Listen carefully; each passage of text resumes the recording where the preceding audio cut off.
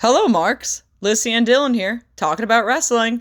That's why this podcast is called Talkin Wrasslin. We're probably going to get into a debate, maybe, I think. I don't really remember. I think we kind of go back and forth, but we definitely get sidetracked a lot in this episode, so definitely be prepared for that, but it was fun, so that's all that really matters.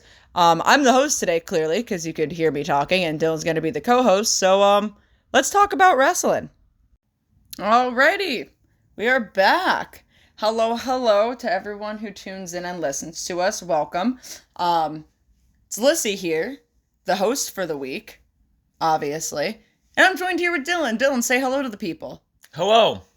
To the people. Hi, people. Hello. Hello to the people. So, it's We the people. seemingly, we got a decent amount to be talking about this week. Obviously, we'll tell you a little bit about our week. But we got some things to discuss prior to the regular shows, i.e. some Rivals and Legends and some wrestling news that has happened throughout the week, and some seemingly opinionated things on here as well. We're going to talk about Raw, Dynamite, SmackDown, and then the Wrestler of the Week. We are not going to be talking about anything that happened on Collision or Technically SmackDown Rampage. too. There's only two things for SmackDown Yeah, that there's I only saw. a few little things on SmackDown because we did not catch any of those shows these week, which we will discuss in a little bit because we have been gone. So We were gone, we were away. yeah, we were gone from Friday to Saturday or Friday to Sunday. So we missed out on some wrestling stuff this week. But I guess let's just kind of start it off. Dylan, how was your week?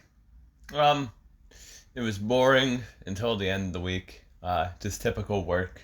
And then we went away with my family on a little it was like a vacation. But little getaway just to get everyone under the same roof for a couple of days because I'm older now.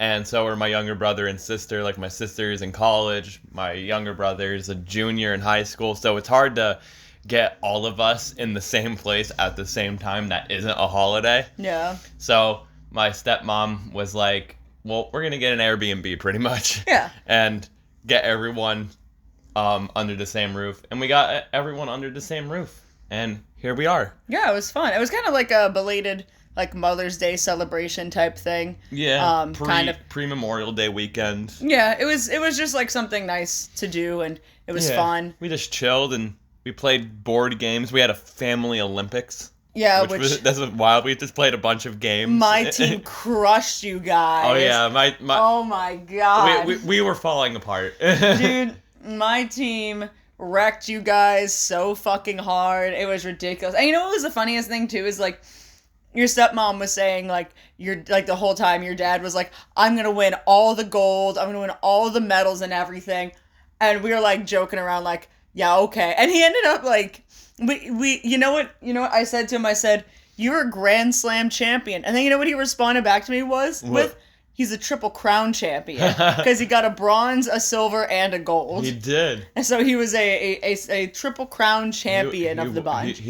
He smoked me. We had this one game where you had to flip the cup, flip cup, but once you flip it, it's tic-tac-toe. Soon as you flip it the right way, you put it there. He smoked me because he figured it out. He figured it out real quick. Yeah, I had the first round. I forget who I played in the first round, but I won. I got the hang of it. And then me and him had to face each other, and it was a win and in situation of if you win, you're going to be competing for one of the medals, and if you lose, you're out. You just miss out. And he smoked me in 2 minutes. You know, he did pretty good with the ping pong ball and the cups too. Yeah. Because we were all okay, this is going to be kind of difficult. And then I completely forgot that your dad used to bowl or does bowl. Yeah. And as soon as he started, because he started rolling them, we were like, oh my god, that's right. Mr. Bowler over here, knows kind of what he's doing. The last game where, you guys beat us, because then it was teams, yeah. was where we had to throw the ping pong balls into, the muffin trays. Yeah. We were smoking you guys at first. Uh-huh. And then the way we had our balls in there, because I just went, yeah. My balls. we had 4 open, but they were all in awkward spots where it was hard to get them in. And then you guys just smoked us the rest of the way. But we were like, oh, we got this. Because, like, we just kept going. I'm Yeah. like, fuck, never mind. No, we fucking creamed you guys. And then, because we had to get these ping pong balls in a muffin tray, but the muffin tray had, like, some water in it, so they didn't, like, bounce out of it or anything. And then after that, you had to run to the kitchen, and there was, like, these puzzles you had to put together. And they weren't, like, complicated puzzles. It was kind of like, I'd say, like, you know, not preschool, like kindergarten, like first grade level, like puzzles. I saw the puzzles and I was like, oh, they'd have been simple to do. And me and your dad ended up like tag teaming on the one, and he was just like, we were looking at it, he's like, do you know anywhere where there's a fish face where that would fit? And it was just really fun. But yeah, we fucking creamed you guys on those fucking challenges. The one that I was, like, legitimately the most concerned with was the balloon one with the cups. Oh, God, that was so hard. Because I was like, my lungs are not going to be able to take this. And at first I was like, okay, no, this is pretty good. But by the last cup, I was like, this is impossible. I didn't get a chance to do that one because I pretty much was like, yeah, you guys can do that one. I'll be the last one to do this because I'm a former smoker, so I might die. But your brother kind of fumbled for the team. My brother, who has asthma, decided to step up to the plate, and he's like, He decided to be the first one. And there he is. He's like, wait, before I do this, let me take a hit of my inhaler. He's there hitting his inhaler. I'm like, oh, boy. Yeah. Oh, boy. I was like, why did we let him do it? Yeah. Why wasn't he the one to sit out? Why did he? The best one, my favorite one that we played was the straw one. Where you had the Skittles, that one killed me. And you had to suck the straw to get the Skittle into the cup. Mm-hmm. And I almost won, but then I dropped the last one, and I was like, shit. Your dad got you. Yeah, me and my dad were like neck and neck. It's like, shit. I'm very surprised that I demolished the court with the ping pong ball and cup one. You got it in, like, the small cup, like, twice in a row. Yeah. Because we had it where, like, the cups were on, like, the edge of the table, and you had to either, like throw or, like, not really throw, but, like, bounce or roll the ping pong ball into the cups. And there was, like, big, like, red Solo cups, but then there were small little, like, Dixie cups, and the small Dixie cups were worth, like, 40 points. And I don't remember if you said anything to me prior to this, because this was, like, the final three. I think I said, you suck, and then you just did it. I was like, there you go. Oh, yeah, you said, you suck, and I threw the one, and it went into the Dixie cup, and I was like, oh, I'm sorry, Dylan, you could suck my fucking dick. And then the second one got in there, and I was like, okay, I don't know how this is even happening right now, but let's fucking go, I guess. I came close on that one. I needed to get one in the small cup to be within. Yeah. But I just couldn't get it within. Like, I was like 5th place on that one. And I got a smaller one prior too, like in another round too. Yeah. But I was like, all right, I guess I'm kind of maybe good at this somehow. Yeah, all the single ones, I was on the outside looking in on all of them. Because I just came super close on every single one. Was like, God damn it. That was the only single one I got, because then the flip cup one was really fucking hard. And then the Skittles one was hard too. Like, I finally got the gist of it, but I knocked over my cup, and I had to start all over, and I was like, God, because I don't know if you said the Skittles one, you had to, like, organize them by color. Yeah. So, like, I think I got all the green in there, and then when I was, like, pulling the straw away, I knocked them all over, and I had to start all over again. I was like, God fucking damn it. But no, it was really fun. I mean, you know, even, like, aside from, like, the Olympics, like, you know, we just kind of hung out and chilled. There was a hot tub. I was spending time with his sister and her friend in the hot tub. And then the morning of Saturday, we woke up pretty early, and we went with your dad and your grandmother to the beer store, and there was this, like, fucking aisle of just, like, by the pound candy. Like, it was all, like, the old penny candies, but it was all, like, by the pound that you could just put them in bags and shit. And me and his grandmother immediately, like, when we walked in, it was right there, and we're like, oh, hell yeah, we're doing this. So I got this giant fucking bag of candy and some elk jerky, which we haven't tried yet, but this elk jerky. And I only spent like $30, which wasn't bad, but obviously a majority of it was on this fucking candy. I think it was like $5 per half pound, so I think realistically I got like 2.5 pounds of candy or something. So, like, we just have this massive bag of candy now, which is fucking great. But, like, they had, like, the candy bracelets, and those are some of my favorites. Like, hands down, some of my favorites. I love those fucking candies. I got drunk on Twisted Tea. Yeah, Dylan got drunk. You know, I was hanging out in the hot tub for both days. We played a massive game of Uno. And then me and my brother were the champions of foosball. We only lost once, and it took 4 people to beat us. Yeah, and then I almost got you one-on-one. Yeah. I almost got you because you... One-on-one down 2. One-on-one is way harder than having 2 people play. Yeah, because I'm like, Jesus Christ, like, it's been so... And also, the way that it was set up... So, for reference, I would say, if the table was a little bit shorter, or if I had something to, like, stand on... The table I think does I would seem have high. gotten you, because, for context, I'm 5'1", and Dylan's 6 foot. So, like... I was not able to, like, see completely over it, so I had to, like, keep, like, bending in to see where I'm going. And also, like, me and your sister are short. We're about the same height, and her friend was made, like, a little bit taller than us. But you and Gavin, your brother, you're 6 foot. He's 6'2". Yeah, my younger brother, who's only 17. I'm 23. He's 6'2". Like, and so you two are just towering over this thing. We could barely see it. And... You know, like, I just think we were at a little bit of a disadvantage, if I'm going to be completely honest with you. We smoked our grandparents, too. Yeah. Like, we smoked them. Well, also, your grandmother's short, too. She's, like, the same height as us, if not maybe a little bit shorter. But my grandfather had it going for a little bit, but we just kept going. We had it figured out what to do. But no, it was a lot of fun, and, like, I love spending time with Dylan's family, especially the Uno, like, because me and your dad were sitting next to each other, and... Then, like, you know, that one round, like, I just kept getting hit and hit and hit and hit with everything. And then I was like, all right, I see how this is. And then, like, as soon as I finally got my chance to play, I was just like, boom, sorry, Dad. Boom, sorry, Dad. Like, just fucking wrecking him and shit. But, no, that was a lot of fun. So, you know, very enjoyable. Dylan's family is always very fun to hang out with and chill with. So I'm always more than happy to go to family gatherings with them, because... They're pretty great. So it was a fun weekend. Again, you know, we missed out on Collision and SmackDown. You kind of peeked in on SmackDown a bit, but missed out on Collision, Rampage, and a majority of SmackDown. But you know, it is what it is. We were having fun, so I can't really complain too much. And also, I guess I'll just throw this in before we kind of move on to the next thing, because I'm excited about this. Well, first, before I talk about that, I got a t-shirt printed with my artwork on it. Not anything official. I just kind of had one made, like a one of one. So I'm super happy about that. It came out really cool. I also showed my dad that today, and he was like, yo, that's awesome. He's like, did anyone, like, any of the... Because it was a elite drawing. And he's like, did any of the members, like, see it? And I was like, no, I didn't tag them, because I didn't want to, like... I don't know if they necessarily would or anything, but I don't want to get into any sort of, like, legal trouble with it.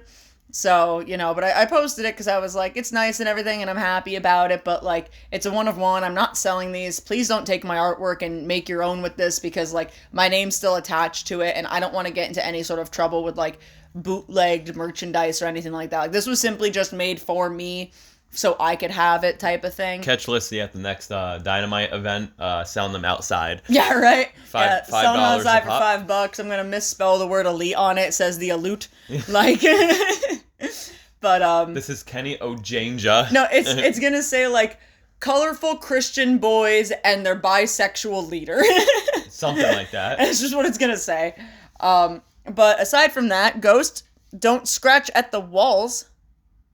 Ghostifer, you've been so rude today. You gave him cheese. Yeah, and now he's, like, fucking losing his goddamn mind. Can you go swat him away from the wall? Come on. Hey, get out of there. Yeah. There he goes. Alright, Don't do that. So, aside from that, which this was something that was done today, and I don't know if it's going to necessarily change the quality of anything next week, but I feel like it is something important to mention to anyone who listens. I am getting a new phone. Woohoo! Ooh. Yay! So, I've had this phone for a while, about 4 or 5 years now, and it's kind of run its course. It's been causing me some issues, you know, it's been causing me problems and whatnot.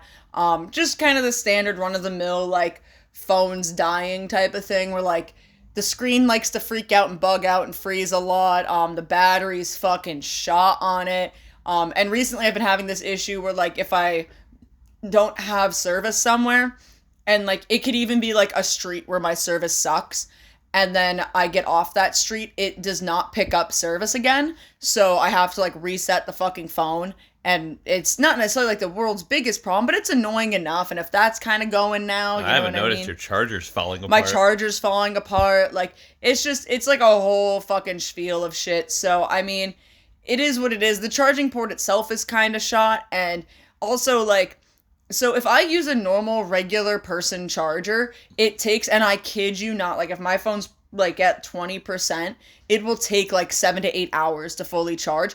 I have to use like an excessive fast charge, like heavy duty fucking charger to get my phone to charge at a reasonable rate. So it's just been it's been a disaster. And I was debating on trying to run out the rest of the year with the phone, and maybe get one when we're trying to move out of our apartment by next year when our lease is up. And I was thinking maybe once we move into a new place, then I can kind of like get a new one. But it's just getting worse by the day, and I'm like, you know what? Fuck this. So I went to the AT&T store today with my dad, because I'm still on my dad's phone plan and everything. And basically, they didn't have the phone in stock. What I'm getting is the new Samsung Z Flip 5 or whatever it's called. It's one of the flip folds, one that kind of looks like a Game Boy. I'm getting that, but I didn't have it in stock, so I had to order it. So that should be in a couple days, and I'm gonna get it set up next Monday. Which I don't know if you're gonna even want to go with me, because I know you'll be off for, was it Memorial Day or something? You don't have to if you don't want to. I'll probably be sleeping. Yeah, I'm just gonna go once they open and, you know, get that all sorted. So I'm really excited about that, because I've wanted one of these Samsung flip phones since the first one came out, which I think was like I think for some reason they started with like the Flip 3 or something, which doesn't make sense because it was the first one. But ever since Samsung came out with these like flip phones, I really fucking wanted one. And, you know, I just never really had the means of getting one. And when the 5 came out, I really liked it because there was like the front screen, when it's closed, the front interface, you could do so fucking much with it. Like, you could basically use the whole fucking phone without actually opening the phone.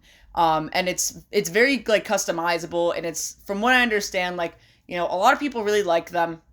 You know, people have concerns about like a foldable phone and everything like that.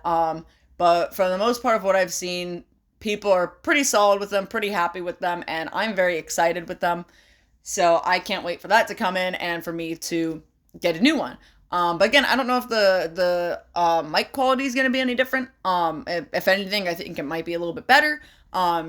So again, I don't know how this is going to sound come next week, but we'll see. So if there's a good positive up in quality, then yay, it's because I got a new phone, because we record this on my phone. And also my dad got a new phone after I had bullied him to get a new fucking phone, because he had a Samsung S7. And let's put it this way, right? My dad had a Samsung S7, and my dad upgraded to a Samsung S24. That's crazy. Fucking insane. Insane. So yeah, my dad finally got a new fucking phone after I've bullied him, and his phone is like probably near explosive. So I have an iPhone XR. I need a new phone too. Yeah, I think you're close to being up, so you're I know, I'm already up. Oh, you are? The funny thing is, over the weekend, my dad and my stepmom and me, I had this, like, they just randomly asked me, like, how's your phone doing? I'm like, oh, it's pretty good. Like, they're like, you ready for a new one? Yeah. I'm like, eventually, like, soonish. I was like, it's fine now. I was like, the only thing that really sucks about it right now is the battery life. Like, it'll just die, but like, it's not horrible. Like, I don't really have complaints. And I was like, eventually I'll be asking you guys. Maybe that's what made me think about like just upgrading and saying fuck it. Yeah. Pretty much, because I was like, this phone is just getting worse by the day. And Dylan's my biggest fucking hater, because I was talking to him about this, I think last night, about how excited I was, and he's like, you're gonna hate the phone. And I'm like, why do you think I'm gonna hate this phone? On what reasoning do you think? And he's like, I don't know, I just think you're not gonna like it. And I'm like, dude, you think any Samsung sucks because you're an iPhone guy. So, like, of course you're gonna say that about any fucking Samsung. But then I was showing him, like, all the stuff he could do with the interface, and he's like, I don't like it. I don't like it. He's like, that's weird. I don't like it. I'm like, wow, okay, you're just not a technological type of guy, I guess. But, yeah, no, I'm super excited for it. And, maybe with Dylan seeing me with a new phone, he's gonna be like, oh, I want a new one now. And he's gonna go get the new fucking iPhone or something. But anyway, enough about our week, enough about cell phones, and enough about Olympics. Let's get into talking about the rivals, the WWE rivals, the show that I wasn't paying attention to, which was Hogan versus Rock, because I think I was busy looking at cases for this new phone. Yeah.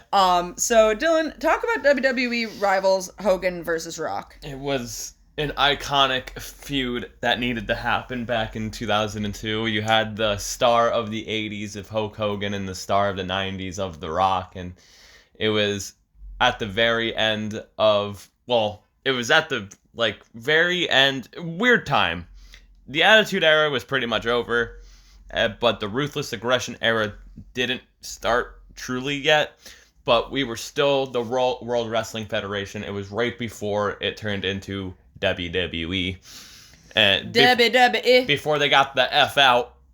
And iconic rivalry, because The Rock, if you know, Hogan left in 94, went to WCW. The Rock came in 96. The Rock pretty much was one of the big flag bearers of the Attitude Era, and Hogan was a big flag bearer for WCW, being the leader of the NWO. WCW closes its doors, they get bought out, the NWO shows back up in WWE, and we get the iconic icon versus icon, Rock versus Hogan at Mania 18, and they do have one more match at No Way Out 2003, the following year, when The Rock was Hollywood Rock. But iconic match. I have a shirt, literally. I have a Rock versus Hogan shirt. It's a good match. Fuck what Dave Meltzer says about it, saying that it only got 3 stars. It's a 5-star match. Go watch that match. Go watch it with the sound on, because you need to watch it with the sound on, because that crowd in Toronto goes fucking ape shit. Was this we always have wrestling shit on, so I could be incorrect in this, and obviously please correct me. Was this the documentary that was on TV when Hogan was like, oh well, yeah, WWE was kind of going in a different direction and looking for more of the I was not in my prime anymore. I was not one of the more athletic-y type of guys where it's no dude, you were the steroids trial, Bret Hart, Yeah. Was that the same, this was the one that he was talking about, why he left WWE to go to WCW. Yeah, and I'm like, no, also, that's not the case. Also, he talked about his broken ribs a lot for this match, which I still don't believe that he had a broken rib in this match. It's Hogan we're talking about. He might have, but I don't think he fucking did. When I was at Barnes & Noble's today, I saw Hulk Hogan pop. Oh, brother. He was ripping the shirt off. He should have got it. No! No, we don't need any more Hulk Hogan merchandise in this household. Yeah, again, I was not paying too much attention to this one because I was preoccupied. Yeah, I like The Rock, but I'm not a big Hogan fan, and I can really only ever take so much Hulk Hogan, so... Would you rather Hulk Hogan as Red and Yellow Hogan or NWO Hogan? Well, I'd argue NWO Hogan because I just like the NWO more so. Hollywood Hogan, brother. I mean, I just don't like him to begin with, but I'd rather take him that way. Speaking of Hulk Hogan, they're making a Mr. America pop. Jesus fucking Christ. So I can't wait to get that. Jesus fucking Christ. I am a real American. Okay, that's the only much I can sing about it before we get copyright. Let's move on. Let's move on to WWE Legends Stone Cold's last match, which again I was half in and out of this one. This one was based off of Stone Cold's last match that he had at WrestleMania 38 against Kevin Owens. Yes.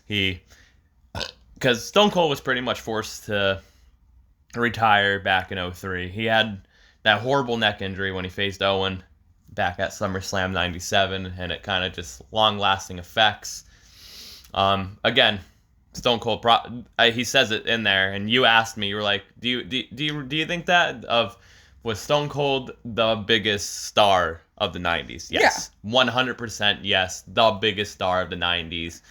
Biggest star of the Attitude Era. Not even just the 90s. It was more so of just like of all time. Yeah. And I still do agree with that 100%. Every time you hear that glass shatter, that play, like, no matter what year it is, like, if he showed up at Mania this year, that glass shatters, that place would have fucking imploded. That is such an incorrect statement for a personal reason. For a personal reason, of course. At work, we have a shop cell phone, and I was like, you know what, we should probably change Bruce's ringtone, my boss, to something that's more recognizable, so that way, like, we know if he's calling, and we changed it to Stone Cold's theme. So every time I hear, the glass shatter now, I just jump, and I'm like, oh, God, what now? Oh, no, why is the boss calling us? But it's funny, too, because he's never, unless he's listening to this podcast, which I don't think he does, but he's never going to know, because he's never going to be around when he's calling the phone. So he just doesn't know that that's a thing. But unless, again, he's listening to this podcast, which if he is, just kidding, Bruce, that didn't happen. We didn't do that. But no, I mean, here's the thing. Yeah, I agree that, like, I think it is important that if this was Stone Cold's 100% last match, he gets to ride out the way that he wanted to ride out, because he fucking deserves that shit. So, like, and, like, the whole story was, like, he faced The Rock at Mania 19 to finish off their trilogy, and that was his last match, and he would make appearances, here and there and whatnot. Yeah, of course. Give stunners, drink beers and whatnot, but the question always was the same. Is he ever going to wrestle again? Is he ever going to wrestle again? We're going to get Punk in Austin. Oh, we're going to get Goldberg in Austin. Like, there's so much left on the table. Like, what are we going to do? And then Kevin Owens, being one of the bright spots of this era of WWE in fucking 2022. Goddamn, what a horrendous fucking year and whatnot. But one of the bright spots, running down Texas, calling out Stone Cold, and then it happened. Stone Cold cut a promo saying he's going to be at WrestleMania. And he said it might not be a match, it might be a fight, who knows? And then it was the main event of night one. Mm-hmm. And we watched it. It started off as the KO show. Stone Cold comes out, and they have a no-holds-barred match. And the first bump Stone Cold took within fucking 19 years was a concrete bump. And it was cool, like, showing, like, the backstage reaction of all that. Like, Triple H and Stephanie were back there, like, holy shit! And Seth Rollins was like, yeah, let's go! Which I feel like that was, like, a really cool way of doing it, because, like, I'm not the biggest fan, and obviously they didn't do it this year, which I'm glad. I'm not the biggest fan when they do the, or maybe they did, I don't remember. When they do the talk shows on Mania. I think maybe they did on night 2, if I'm not mistaken. No, I don't think there was a talk show. Oh, no, I'm thinking of when they were in Australia. Yeah. That's what I was thinking of.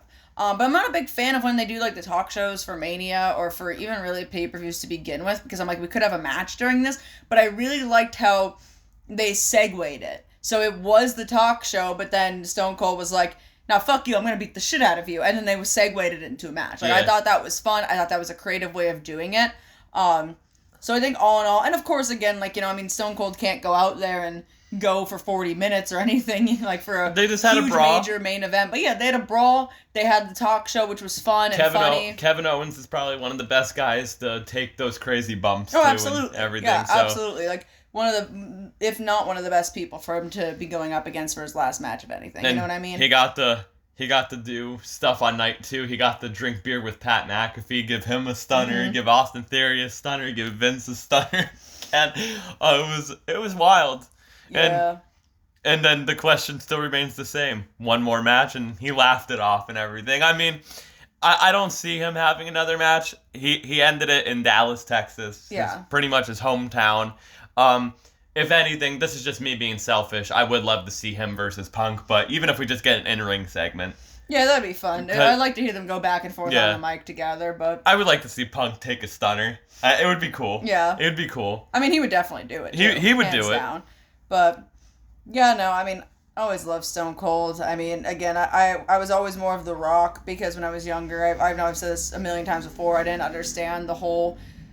saying fuck you to your boss type of thing, and I didn't, because I was a child, but Yeah, no, like, as growing up, like, I fucking love Stone Cold, Yeah, you know what I mean? Stone Cold's great. I've always loved Stone Cold. Fucking To man, this dude. day. The fucking man. Yeah. Like, anyway, let's move on to something that I think me and Dylan might actually argue about. Maybe. That Ricky Starks interview, in parentheses, screenshot. Do you think he's WWE bound? I think he is. No fucking shit he is. And here's the thing. I think he is. I am getting so fucking annoyed and sick and tired. And like, look, okay, I'll pull up these screenshots too. I get it. I understand. He still has a contract and he still has obligations. I am getting so sick and tired of seeing all these people, like, going after fucking Tony or AEW or whatever about being like, well, still book him. Why aren't you booking him? Why would we put Ricky Starks? Now, granted, he could have one-off matches just for the fuck of it, but then you're also going to complain, well, there's no story. This doesn't make sense. Why are we having one-off matches with Ricky Starks? He should be in a fucking storyline. If he's planning to go to WWE, which I hands down believe he is. He is. There's no fucking reason. I don't know how long his contract is, but it can't be that long because I don't believe there's any fucking reason to have him in a huge fucking storyline when he's gonna be going off to the other company anyway. It's just unfortunate because you know Ricky's great. Oh, I love Ricky. Ricky's I fucking great, love Ricky Starks. Let me just read these things of why Ricky is great and why Collision, the first 7 weeks of Collision when it was Punk's Collision, was good because Punk was pretty much booking Collision. But I have 2 screenshots here. Let's read the first one. So this is from Ricky. Via What Culture. I have no issues with CM Punk. I don't give a fuck what anybody tries to tell me. I don't care. He has never done me wrong, and you can have your opinions on him, but you shouldn't vilify someone for thinking differently than you. And I will say that until I'm blue in the face. He really went out of his way to really try to make something on that Collision show for me, and I feel like it was working. Let's look at when Punk was there and what Ricky was doing. He won the Owen against Punk. Mm-hmm. He had all that pyro in that one entrance. That was Punk's idea. Mm-hmm. It was supposed to be him versus Punk in that strap match. Mm-hmm. But then, then that happened. So Punk saw something in Ricky. I agree. When Collision first started, Collision was built around Punk, FTR, Bullet Club Gold, and Ricky. Yeah. Like, Ricky was the guy of Collision. Like, Punk was the baby face. Ricky was the top heel.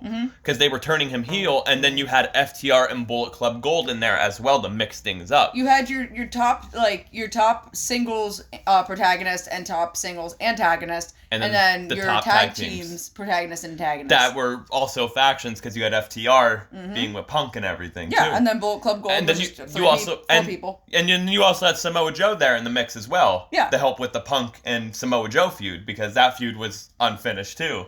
So that's why I always say, you can say because I'm a CM Punk mark and all that, but the first 7 weeks of Collision was fucking great television.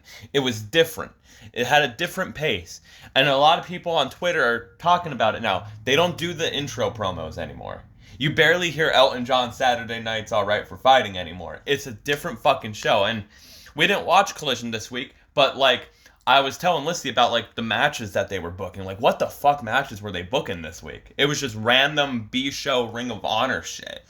I don't know what the fuck they're doing as of late on Collision. I feel like Collision has kind of segued a little bit into... It's a Dynamite. It's a second part of Dynamite, almost. Yes and no.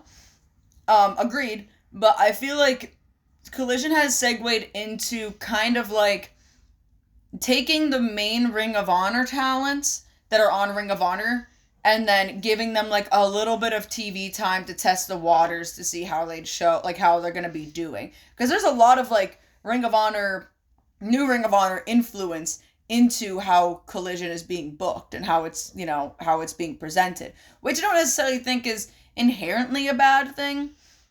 Because, Ring of Honor is owned by AEW now. So, I get why we're, using talent. But at the same time, it's well, I do think that we can be bringing these people over from Ring of Honor eventually. I do think that they still should, for the most part, be kept separate. I think, Punk said... I'll get to the other Ricky Starks screenshot in a second here, but Punk with that Ariel Helwani interview, he stated that it wasn't gonna work. The second like the brand split wasn't gonna work and anything. I disagree with that. I think it was working to a certain extent. I think what he meant. Now I'm not CM Punk. I'm not Phil Brooks. I think what he meant, and it was proven right, was getting everyone together for pay-per-views. But I think it was working to a certain extent because you had the people. Dynamite and Collision were completely different when Collision first started. Dynamite was a different fucking show. It was boom, boom, boom, boom. It was just constant, like, up your ass, down your throat. Where Collision, there was more things to breathe. There was more time to breathe on certain stuff, and it was a different pacing. And you knew who you were going to see on Dynamite. You knew if you wanted to see the Elite, go watch Dynamite. If you want to see CMFTR, go watch Collision. See, I think that is the biggest hindrance and problem, which, I mean, is not what I think CM Punk meant, but I do think to a degree is maybe a little bit what he meant. Like, I think what he was trying to say was the roster's too fucking bloated, because it is. I do agree with that, but the thing is, like, and I will blame Punk for this. I will blame Punk with this with my whole fucking chest, that when Collision was a thing, when it debuted, and Punk was very, very adamant of doing this, it was like an internal war where, oh, I'm a Collision guy. I'm a Collision girl. I'm a Collider. I watch Collision. It's the same brand. It's the same fucking company. Like, and I get it. It was WWE's brand split all over again. And I get it that, like, there was, like, the Raw and the SmackDown thing, but because of, it wasn't just because, like, oh, I like SmackDown better, I like Raw better because X, Y, and Z. There was more that went into it because there was CM Punk, Collision, and there was the Elite, Dynamite, and this whole situation. Christopher Daniels, you're banned from Collision. Yeah, this whole thing happened because of this fight, and you can't, like, if they wanted to do a brand split without this fight ever happening, where they were like, we're gonna do another show, Collision, and you know what? We're gonna have a certain roster here and a certain roster there because our roster's too big and we need to split it up so people can get TV time. That's completely different. That's perfectly fine. But because it was split up because of internal beef that went on that was never fucking settled, and again, I won't just blame Punk for the beef, I will blame the Elite and I will blame Tony Khan for it because it wasn't just one person. Tony Khan's the biggest one to blame. But at the end of the day, this brand was built out of essentially pettiness and negligence. And that was the problem as to like my biggest problem with it, and probably the biggest problem internally with it. Because, yeah, I mean, the show was great. I'm never going to sit here and say that the first 7 weeks of Collision wasn't great. I still don't mind watching Collision now. I'll agree that it was a completely different feel. But, you know, I'm not going to sit here and say the product was bad. What I'm saying is what it was founded on was fucking bad. And it wasn't ever going to work. There was never going to be a time that this was going to work because the initial problem wasn't solved. It was a Band-Aid over a bullet wound. The fact that Tony Khan, like, okay, fine. I'm not saying, like, don't have a second show. If you want... Third, technically. If you want to have this other show, cool. Absolutely. Okay? But Tony Khan's, like, whole point of having the second show was to split certain people up. And it wasn't gonna work. No, and I mean... It just made things, honestly, worse. And don't get me wrong. Do not get me wrong in the slightest, because it wasn't the Young Bucks and Kenny and Punk getting in another fight. It wasn't them. No. They weren't the ones that got into the other fight. It was Punk and Perry. And now you could take that argument and say, well, clearly the Elite were the bigger people because they didn't still hold this rage over their head. They were just out there to do what they had to fucking do. And, you know, I'll agree with that point that, you know, whatever. But I think at the end of the day, like, Punk is just such a emotional person where... I mean, he won't shut the fuck up. He won't shut the fuck up. And, like, I get it that he had this fucking beef with Perry and whatever, and sure, he didn't want it to happen on Collision, and sure, I don't think Perry should have taken the jab, but at the end of the day, that jab has now skyrocketed his fucking career to new heights that, realistically, it might never have been, because I don't ever think he was realistically given the proper time of day prior to, but it's completely changed his career around, which is fucking fantastic for and we him. don't gotta worry about that anymore, because you know why? Punk's on Monday nights now, which speaking of, we're talking about Ricky Starks, not CM Punk or the Elite or anything. Yeah. So back to Ricky Starks, who we'll probably see on Monday nights sooner than later. Another part of this interview from What Culture, this is what Ricky Starks had to say. This is pretty much about like his time being off, kind of. It's just very interesting time. I feel like I wish I was on Dynamite, or I wish I was on Dynasty. Referring to he missed Dynasty, like the pay-per-view. I wish I was on these things, but I think at a certain point, just for my own sanity, I can't go too crazy about it because the proof is in my work and my effort that I've constantly given. I've constantly given 1000% effort. So at a certain point, it's not in my control. I think that the biggest lesson I have, things are just not in my control, but the things that are, I try for the hardest. And that pretty much is just... That's pretty much him saying, I'm fucking talented and I'm not going to be booked, but we can book Orange Cassidy and no-sell pile drivers. Well, and the thing is, like, again, I love Ricky Starks, and I don't want AEW to lose Ricky Starks. However, I will, again, say with my whole fucking chest that I think the second that Cody left, Ricky was gone. Yep. I think the second Cody left, Ricky was like, all right, and then, I'm gonna do what I have to do to make my name out, like to put my name out there more than it already is. And then he's friends with Punk too. Yeah, so I think the second Cody left, he was already like pretty much like, I'm gonna end up with WWE. Ricky Starks got stuck in the Jericho vortex and was like, yeah, I'm fucking done. And then there's like that big thing going on of like when Ricky Starks, when it was like Edge's like one of his first times on Collision, and Ricky Starks made a Bug Eyes comment, and Edge got hot at him for it backstage, supposedly. Well, yeah, I mean, first of all, I don't know why the fuck he did that. But also, like I don't know why the fuck he would do that, but I genuinely think that, like, yeah, Ricky's on his way to WWE. Again, I don't want to see him not in AEW because I think he's fantastic, but I agree. I think he's going to be a better fit in WWE. He won't have to worry about his neck getting broken constantly. But I do think it's fucking ridiculous that people are like freaking the fuck out about it because, again, I get it. I love Ricky Starks and I want to see him on my TV. But if he is planning to just kind of leave once his contract's up and go over to WWE, if I was in the shoes of Tony Khan, I wouldn't want to be putting him in any major storylines either. I wouldn't want to be putting him in long-term storylines because what's the fucking point? You know, he's going to be leaving anyway. I hope Bryan Danielson's like, I want to wrestle Ricky Starks, so Tony Khan has to book him. And that's fair. Like, I would love to fucking see it. But, like, you know what I mean? Like, again, I could see him in maybe, like, again, I don't know when his contract's up, but if they put him in, like, maybe a 3-week storyline just to have him on TV, then sure, fine. Just like how everyone else is? Well, I mean, I won't think I'd necessarily... 3 weeks and you're gone. We'll see you in 2 months. I don't think I'd necessarily say that. I mean, fucking... Hook's in the Jericho-verse right now? So is Shibata. Oh, And God. so is Brian Keith, technically, now. Your boyfriend texted you. Oh. But, yeah, no, Jesus. Oh, because we're calling this episode, spoiler alert, What is Wrestling? And Bryce is doing a whole universe mode in 2K24 called What is Wrestling? Jesus Christ. So I was like, the topics that we talk about just make sense because now we're going to be getting into these topics of what is wrestling pretty much. Shout out to you, Bryce. Yeah, anyway, long story short, he's going to go to WWE anyway. He's going to be fine because Punk's there and Cody's there. And even though I do worry he's going to get lost in the shuffle, I think he'll be all right. Yeah.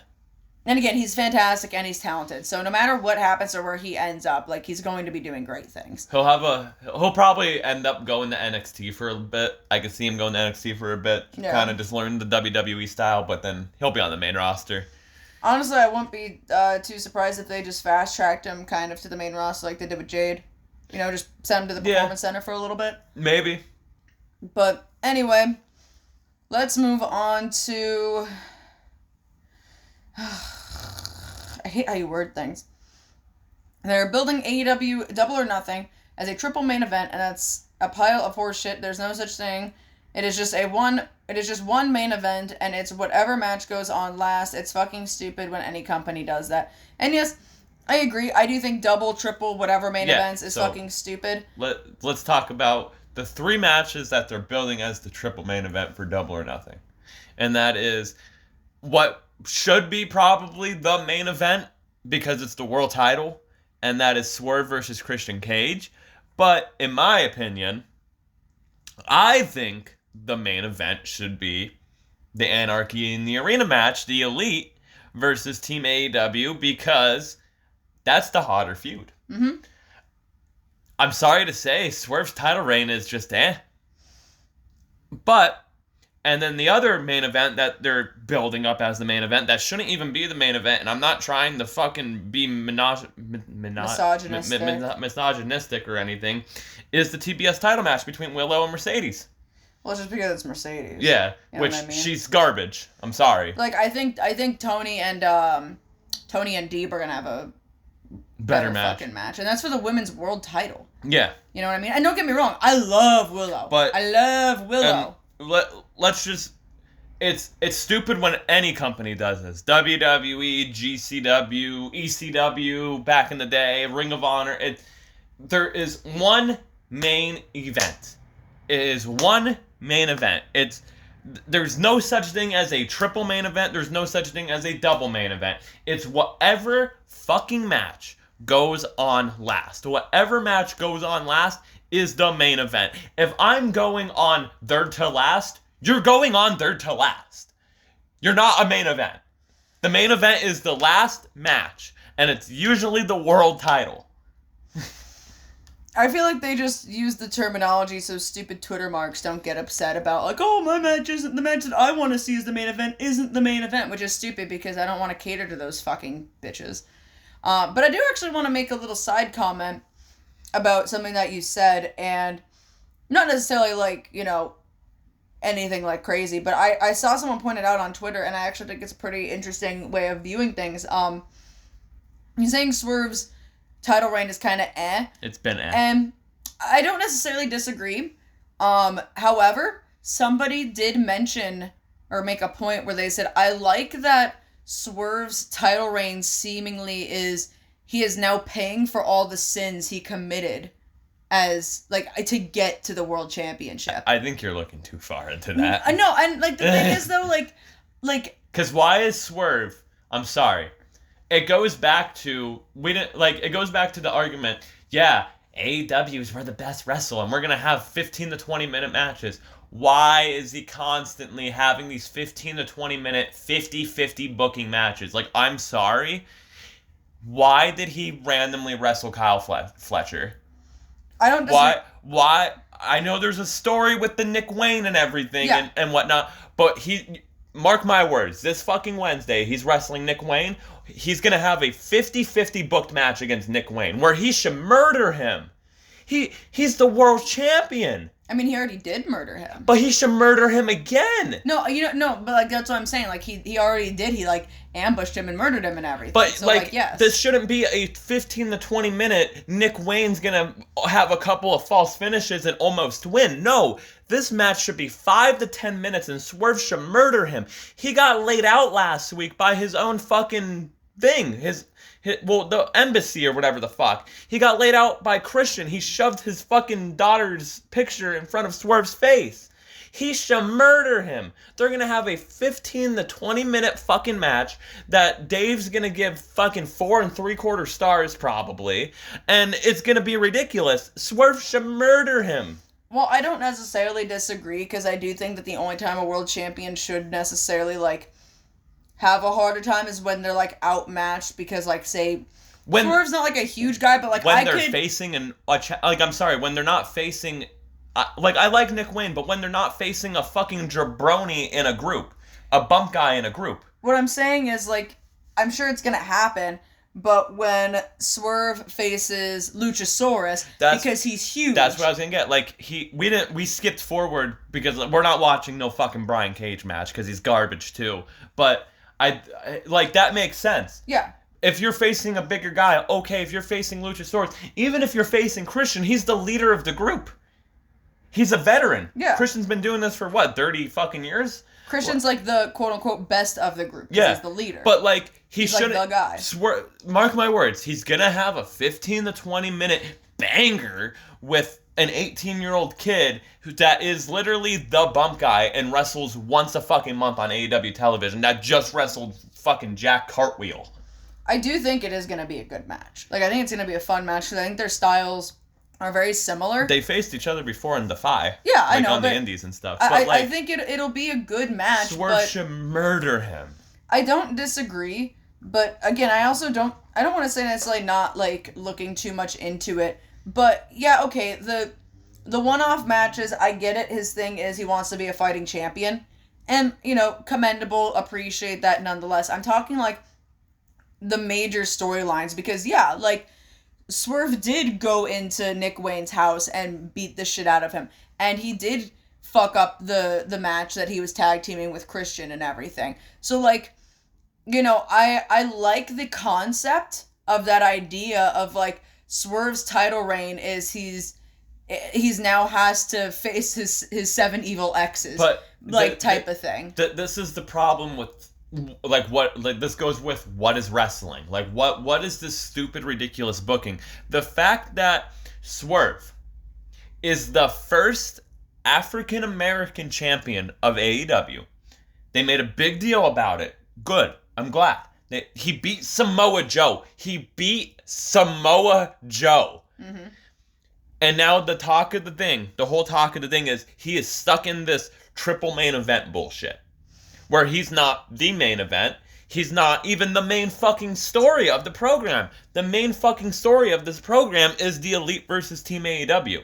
The world champion is not a part of the main story of this program. And then you have Willow and Mercedes, which, God, this feud is awful. And it's nothing to do with Willow. It's all Mercedes. That he's just stuck in the middle of this. I do think that's an interesting point, though, that you brought up about Swerve not being, like, in like the hottest feud right now because the hottest feud is the Elite. We do have to also take into account that, I mean, obviously the Team AEW, Team Elite and whatnot is the hotter story right now, and I will obviously agree with that. But the Elite paid Christian to go after Swerve. That doesn't matter. Hold on.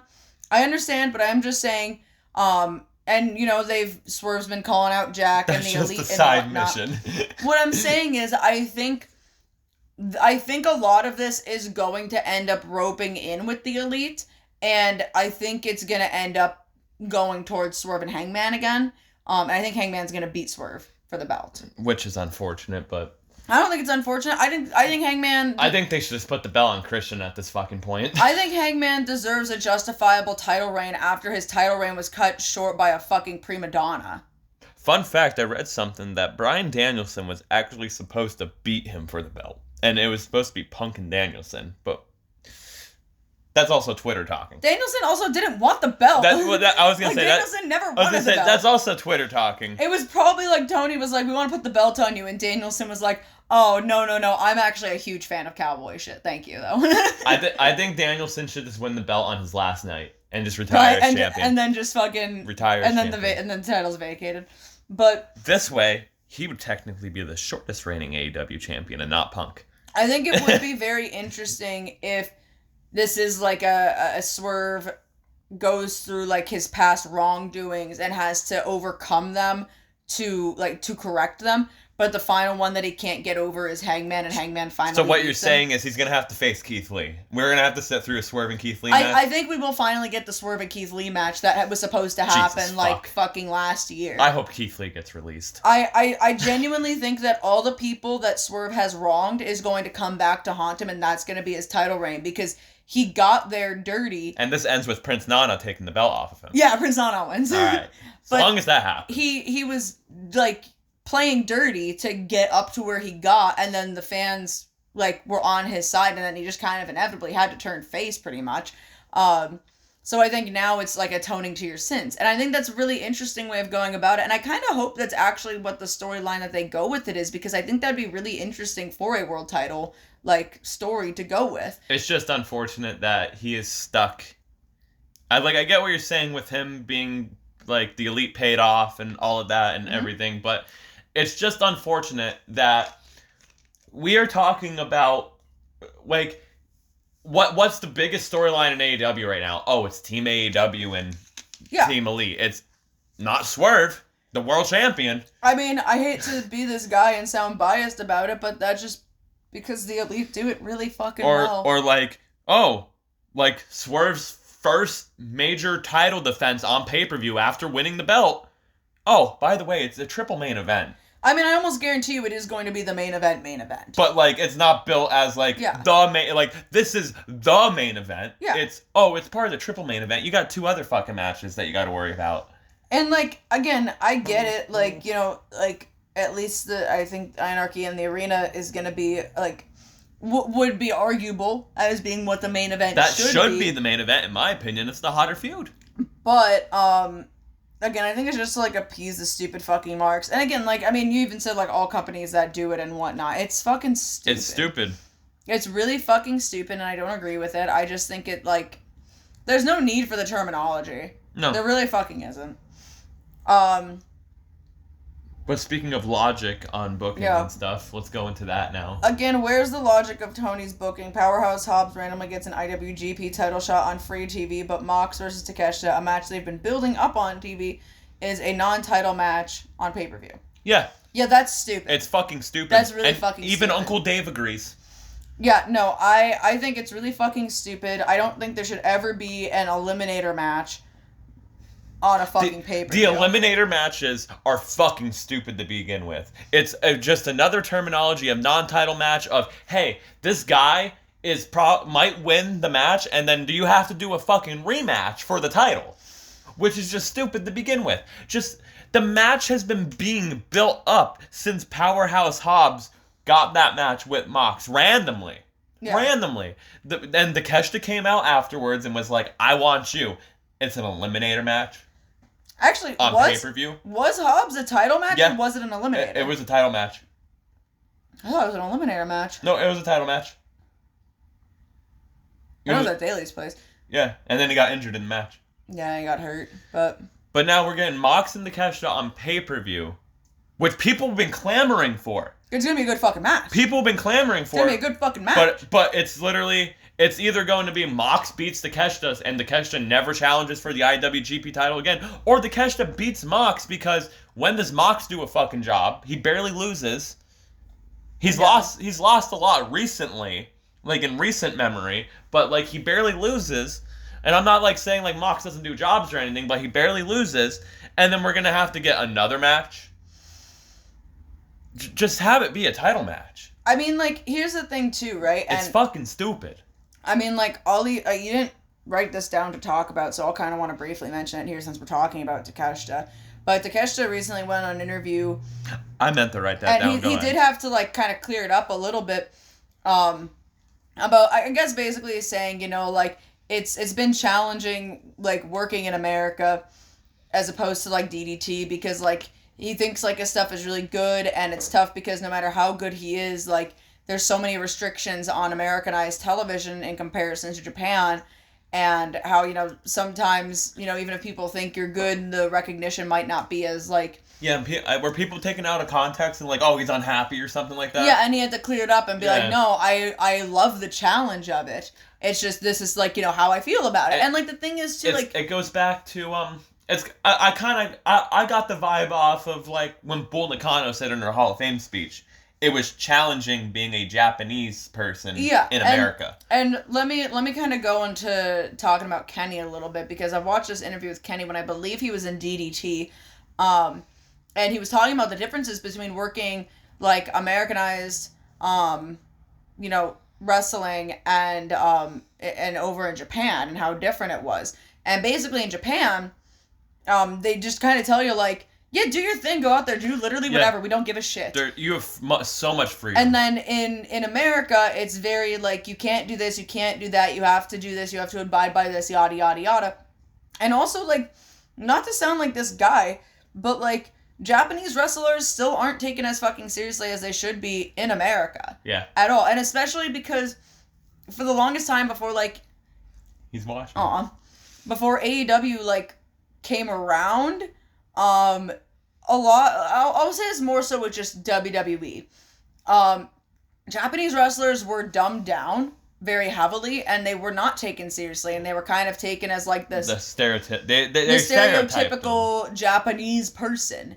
And it's so fucking disrespectful and terrible, and people got used to that, and then when these people, like, actually come out and show fucking talent, they're just kind of resorted back down to a stereotype. Like, for example, again, like, I don't know if I said this the other week, but me and Dylan were at SmackDown, and, we got a dark match with, Shinsuke, and there was a dude that was, like, kind of in front of us that I heard basically, like, yelling at Shinsuke, and he was like, "Go home, Shinsuke. Like, go back to where you came from, Shinsuke." And it's like the fact that, like, people still say that in 2024 is just fucked up. And I know that our area is very fucked with, like, a lot of racism and shit, but, like, it's absolutely, like, insane. Like, first of all, this is a dark match. How about you go home? Yeah, you like, go home. You go home. You're not going to get on TV for this. You're not, like, you're not going to get any sort of 5 minutes of fame, of recognition. Just get the fuck out of here, dude.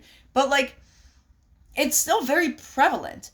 It's exceptionally prevalent. And, like, you even see it online with, like, people talking about Japanese wrestlers, or even just African-American wrestlers, or women's wrestlers. I had to go on this fucking, well, I didn't have to, I just wanted to, but I went on TikTok and combated this fucking misogynistic asshole, like, trying to ploy ratings about women's matches and why women wrestlers suck and everything, and just being completely, like, fucking absurd about it. The only women wrestler that sucks right now that I can just name off the top of my head is Mercedes Moné. Well, I even said in the video, like, you can have your own feelings about Mercedes, about how you, like, personally feel about her, but at the end of the day, she still left the largest wrestling company, went off solo, and made a really big name for herself. Like, irregardless if you like her or not, people fucking love her, and she really, really put the fucking work out there. And now she's in the second biggest company in the world, and her promos suck. We haven't seen her wrestle yet because she's had this career-threatening injury. It's almost taken away from her when it was just a broken fucking ankle. She took one bump. She took one bump through a table. I hope Willow murders her in this match. But that's literally, like, going against what I'm fucking saying. Like, that's not even the point of what I'm saying. The point of what I'm saying is, irregardless of how you feel about her, she still did that, and she still became a massive name. And the reason she became a massive name is because a lot of people like what she does. So not now. To sit there and to just argue that, like, women aren't, like, worthy of getting television time when women have gone out there and made massive waves, like, it's fucking absurd. And it's the same thing with, like, you know, Japanese wrestlers and whatnot. After, like, maybe not exactly the same thing, of course, but in a similar context where women were treated like pieces of meat on television, and, you know, Japanese people were treated as a stereotype. Like we're witnessing right now on ECW? Yeah, just to get a fucking laugh out of it. Shout out to Dawn Marie and Sunny. Well, because maybe not Sunny. Because people weren't, like, fucking taken seriously, and they didn't want to take them seriously, so they just kind of made jokes out of them, or, again, made them eye candy. And there's so much more than that. There's so fucking much more than that. And, you know, I don't disagree with Takesh just saying that it's been hard, because the Americanized wrestling fans have made it hard. Well, it's also American style versus Japanese style, completely different. The way it's booked is completely different. Also, the way TV is ran is completely different. Yeah. So the restrictions of things are completely different. So, yeah, no, I get what he's saying. I pretty much, like, when he said that, I was like, he's pretty much, like, just saying what, like, kind of like what Bull Nakano said in her Hall of Fame speech of, like, it was hard being a Japanese wrestler in America, and I believe it. I mean, I'm not Japanese, but I never met a Japanese person before, but, like, I believe it. No, it's absolutely fucking ridiculous. I guarantee you it is hard. I'm sure it is, and I wouldn't know, but Takeshi's great. Yeah, and I do agree that he should be getting a legitimate title match, even if he loses it. Yeah. It shouldn't be an eliminator match. It should be a fucking title match. Yeah, like, imagine being like, man, this is the match I really want to see. I'm going to drop the $50 for this pay-per-view. And it's an eliminator match that they can just put on fucking TV. You know what, Tony? You have time to listen to the fans and change it. You could have fucking Takeshi come out and basically cause a fucking shit fit and be like, I'm not showing up at the fucking pay-per-view unless I get a fucking title match. I would. You know what I mean? You can listen to the fans and do something to change it. I would be fucking pissed if I found out that I'm getting a match on pay-per-view against a champion, but it's a non-title match. I'd be like, yeah, I'm not showing up. End of story. Anyway, moving on, and then we'll get into some Raw. Bryan Danielson versus Satnam Singh, and what is wrestling? What is wrestling? Bryan Danielson just wants to wrestle whoever, whenever, at what given point. And honestly, I hope he shows up at fucking Soft Ground Uganda. I'm kind of like, I'm kind of like a little excited about this match. Me too. Because I'm just very curious. I don't think we've ever seen Satnam in a one-on-one match. I don't think he's had a one-on-one match. If this leads to Bryan Danielson versus Jeff Jarrett somehow. It's very possible. Bryan Danielson versus Jay Lethal even. Very possible. But I just find it... this is Bryan Danielson definitely being like a nice guy and like I want to work with this guy. It's going to be a different style match completely. But what is wrestling, man? It is just randomly booked. I'm so interested as to what the fuck is going to go on with this match. I really am. I'm really fucking interested. Like, this goes to, like, there's actually no story with this. So, like, what is the story with this? The story is Bryan Danielson is retiring and wants to just literally face whoever. Is this the closest that we get to Bryan Danielson wrestling a bear? Because this guy is huge. I mean, I really don't doubt Bryan Danielson's ability to find a bear. I hope Satnam Singh works his ass off and this is like a fucking 6-star banger. I mean, it could be. It really could be. I really hope he has a banger. Anyway, let's move on to Raw. Hopefully that match is only like 10 minutes long. Not even. I don't think it's going to go very long at all, but... Lillian Garcia has passed the ring announcer torch to Samantha Irvine. Yeah. Which is really cool. Yes, Lillian Garcia made an appearance on Raw. She got to announce... I think Kofi Kingston to the ring. Yeah. Just kind of like to pop everyone and whatnot. But like beforehand, she pretty much gave Samantha Irvine her flowers of like, you are great, like passing the torch. Like everyone's been passing the torch. Anyone who has a fucking problem... Jim Cornette has passed the torch to her. Anyone who has a fucking problem with Samantha Irvine can suck my fucking dick. She's really fucking good. Fucking good. It was good. It was also good seeing Lillian Garcia, though, because that was like a part of my childhood and everything. But like, Samantha's really fucking good. Really fucking good. And all those fucking stupid fucking internet marks who want to fucking bitch about her, like, shut the fuck up and enjoy a strong, independent fucking woman with a booming fucking voice. Yeah, she has a really good voice. I like the special announcements that she does for for Chelsea Green, or like even just when she puts like that power in her voice. Like it's for the undisputed. I can't do it like her. I'm no Michael Buffer or Samantha but that she's like a girl version of Michael Buffer. Like, I don't know Michael Buffer is like the UFC announcer. Yeah, I'm sorry. Like, let's get ready to rumble. I just noticed the first thing that you wrote for Dynamite and the way that, I don't know why, but the fact that it's all one sentence just fucking has me. Oh, yeah. Like, this all happening in the course of 15 minutes is actually ridiculous when you type it out the way it did. Yeah, but continue. But also, Samantha, fun fact, she doesn't like to know the outcomes of matches. Yeah. So her crying for Cody was like legit, like, and everything. Which I feel like, again, a lot of people were bitching about that, but I feel like that just adds so much value to her, like to what she does. Like, she shouldn't just be like a standardized voice. Like, because if that AI technology has come so fucking long, we could hire a goddamn robot. Yeah. Like, wrestling is supposed to make you feel something and give you chills and make, like get you excited about things or get you emotional about things. It's supposed to be something like that. And she, like, embodies it fucking perfectly. No, she's really good. Like, the fact that someone can embody the feeling of wrestling in a vocal performance is outstanding. Yeah. Out-fucking-standing. So anyone's got a fucking problem with her, you could fucking kick rocks. Yeah, she's really good. And she's been getting her flowers a lot lately, so I think me and Lissy are giving her flowers too. Like, we're gonna join the trend here of giving her flowers, because she's really good.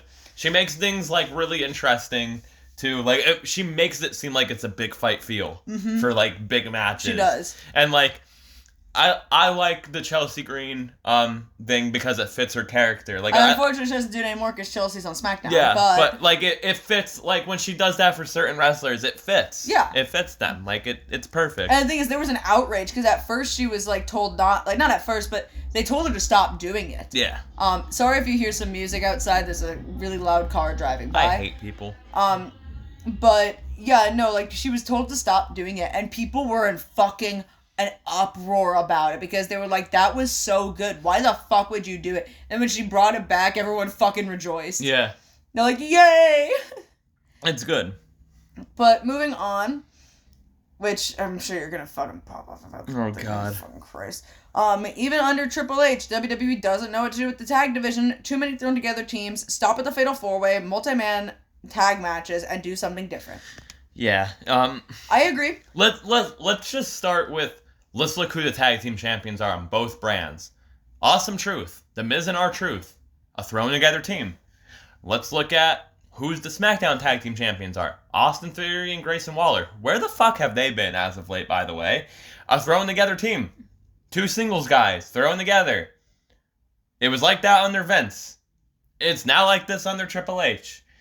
The tag division sucks. Triple H is just randomly booking, oh, we need someone to challenge the tag team champions. We're going to do a fatal 4-way tag team match. It's been a constant thing. Here's the thing, right? Like, I don't necessarily think that a thrown together team can't be a good and legitimate tag team. It works under the right circumstances. It does, but I agree that just, like, quite literally tossing two, like, I get it that there was a story and whatnot going on, but Jay and Cody... Yeah. Like, what was the... And they didn't even hold the belts for... They held the belts for a week. And, like, yeah, Judgment Day is technically thrown together, but they became a faction and everything, so that worked. Or, like, let's just talk about literally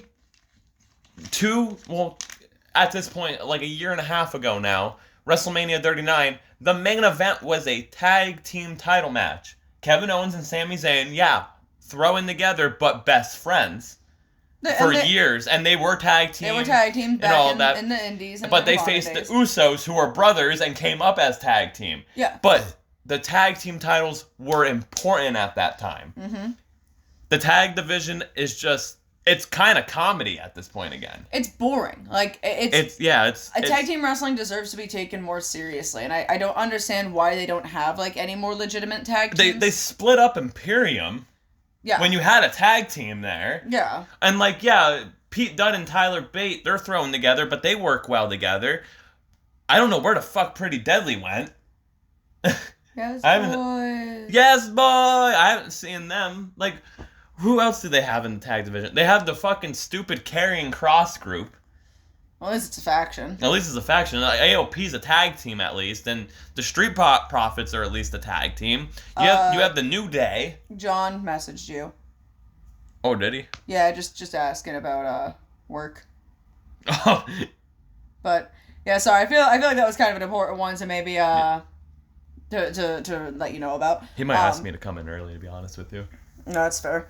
But yeah, no, I mean, I agree. Again, and again, I think thrown together teams can work. I would argue of Miz and R-Truth because it is a throwback to when they were a prior tag team. But they weren't, like, even back then, they weren't, it was just, they were doing this thing because they both got kayfabed fired. Yeah. And then they kind of just took over the company for a little bit. And they were heels when they were doing this. And then they fucking had to face The Rock and John Cena. Yeah. But, like, it's just... Like, at least there's history with that. Yeah. You know what I mean? That's and what like, I'm saying. You have DIY that is technically a thrown together team, but they've been teaming since then. Well, they've been on and off. They had the rivalry and all that. Yeah. But, like, it's not like it's the Hardys or the Young Bucks or Edge and Christian. Like, stuff like that. It's just... Like, people that were cemented tag team. Like... tag teams it's together. Just the tag team division is just probably honestly one of the weakest fucking things right now in WWE. And the thing is, I think that even if we did have these thrown together teams, we could cement them. Like Bayley and Sasha were kind of thrown together, but they cemented themselves as a tag team. They made it work. They made it work, and they took their tag team together seriously. And like Jade and Bianca, they're thrown together, but they can work. But I guarantee making it work. It's not gonna be made to work for very long. Yeah. Because there is going to be a rivalry going on there. There's going to be a feud going on there between them. I think CM Punk and Kofi Kingston should become a tag team again. That's fair. But no, they do need to do something better with the tag team division. And again, at the very least, if you're gonna just have random people thrown together because WWE hasn't cemented proper tag teams in however many fucking years, like, start doing that. Yeah. Like, start actually making realistic, logical fucking tag teams together and, like, take the fucking division a little bit more fucking seriously. Because it's fucking ridiculous and it's fucking stupid.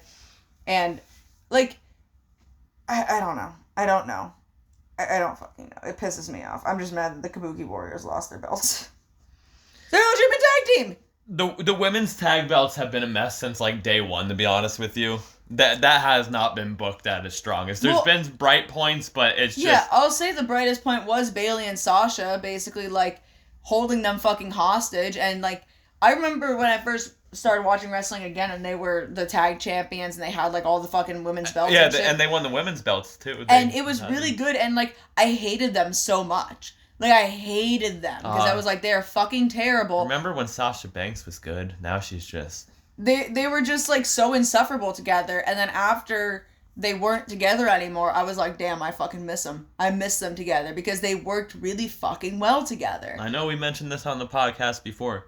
Certain people fit better in WWE, and certain people fit better in AEW. In my opinion, Mercedes Moné fits better in WWE. She does, and again, I won't discredit her for going off on her own and making a name for herself, and basically showing the middle finger to WWE of, you're not going to take me or these belts seriously, then I'm going to fucking prove to you what my worth is. Because again, love her or hate her, whatever, she still did go out and make a name for herself, and she did prove that she was worth it. So, and again, like, to WWE, that's a big fucking move to do. So I have to give her fucking credit for that. And I do think she should have been taken seriously with the fucking women's belts and in WWE, and they just didn't fucking do that for her. Because I do think she's really fucking good in the ring. She's a fantastic in-ring wrestler. But even with the scripted promos, I think I was even saying this before, like, it just feels a little out of place in AEW. Because no tea to having scripted promos, but it feels scripted. It feels out of place, where even if the promos are scripted in AEW, it doesn't feel like that. It feels off the cuff. It feels like, you know, you're coming with this shit off the top of your head. Her promos are just bad, though, Sasha Banks. Yeah. When we're saying, and the funny thing is, she has her writer that was there in WWE that wrote her promos beforehand, and now it's just bad. Maybe we just didn't feel like it was that bad because it was in WWE. We're like, and especially at a time where WWE was definitely not doing the greatest, and it was still kind of laughable. So maybe it was just kind of one of those things where it was swept under the rug. And blended in. Yeah, now I'm wondering if she does go back to WWE at some point, will she also feel out of place with her promos in WWE? Or is it just like WWE promos are kind of bad to begin with, and I just am not really the biggest fan of them? They're bad unless you're like a top star, I've noticed. The thing is, though, like, I get that, like, I agree. Like a Cody promo is good, a CM Punk Drew McIntyre back and forth is good, Jey Uso yeeting is actually still good. I mean, yeah, I think, like, Sammy's good, Kevin's good. Kevin Owens going ballistic is always good. Randy Orton has always been a good promo, and Randy Orton's been there since day one. Yeah. And his promos have always been good. I feel like when you fall into, like, the mid-card, it's kind of, like, Chad Gable's promos recently have been really good as a heel.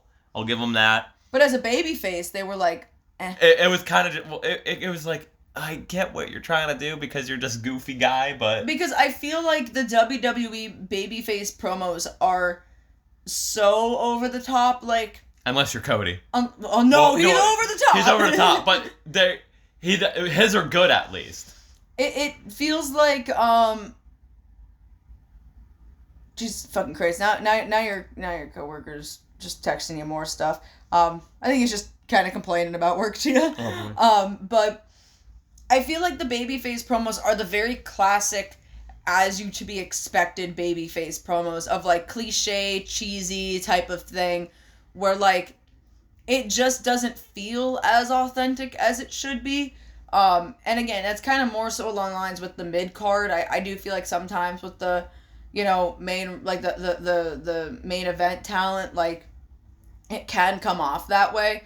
But to me, that's kind of how Mercedes feels in AEW, is that very cheesy, cliche babyface promo, but she's also like kind of being a dick and kind of being a heel, but like it doesn't match with the way that her promos are running. So it just feels a little odd. You know what I mean? And honestly, I kind of want to see her without a writer and see what she would do. Like, would she be better just off the cuff? I don't know.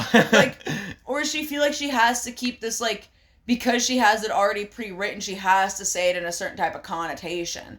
She has a very WWE style of cutting promos. And it's just doesn't really work. Yeah. But anyway, moving on. Let's go to Jey Uso defeating Ilya Dragunov. There you go. And it started a whole discourse on Twitter. It did. And understandable, because the Twitter world, including me, loves Ilya Dragunov.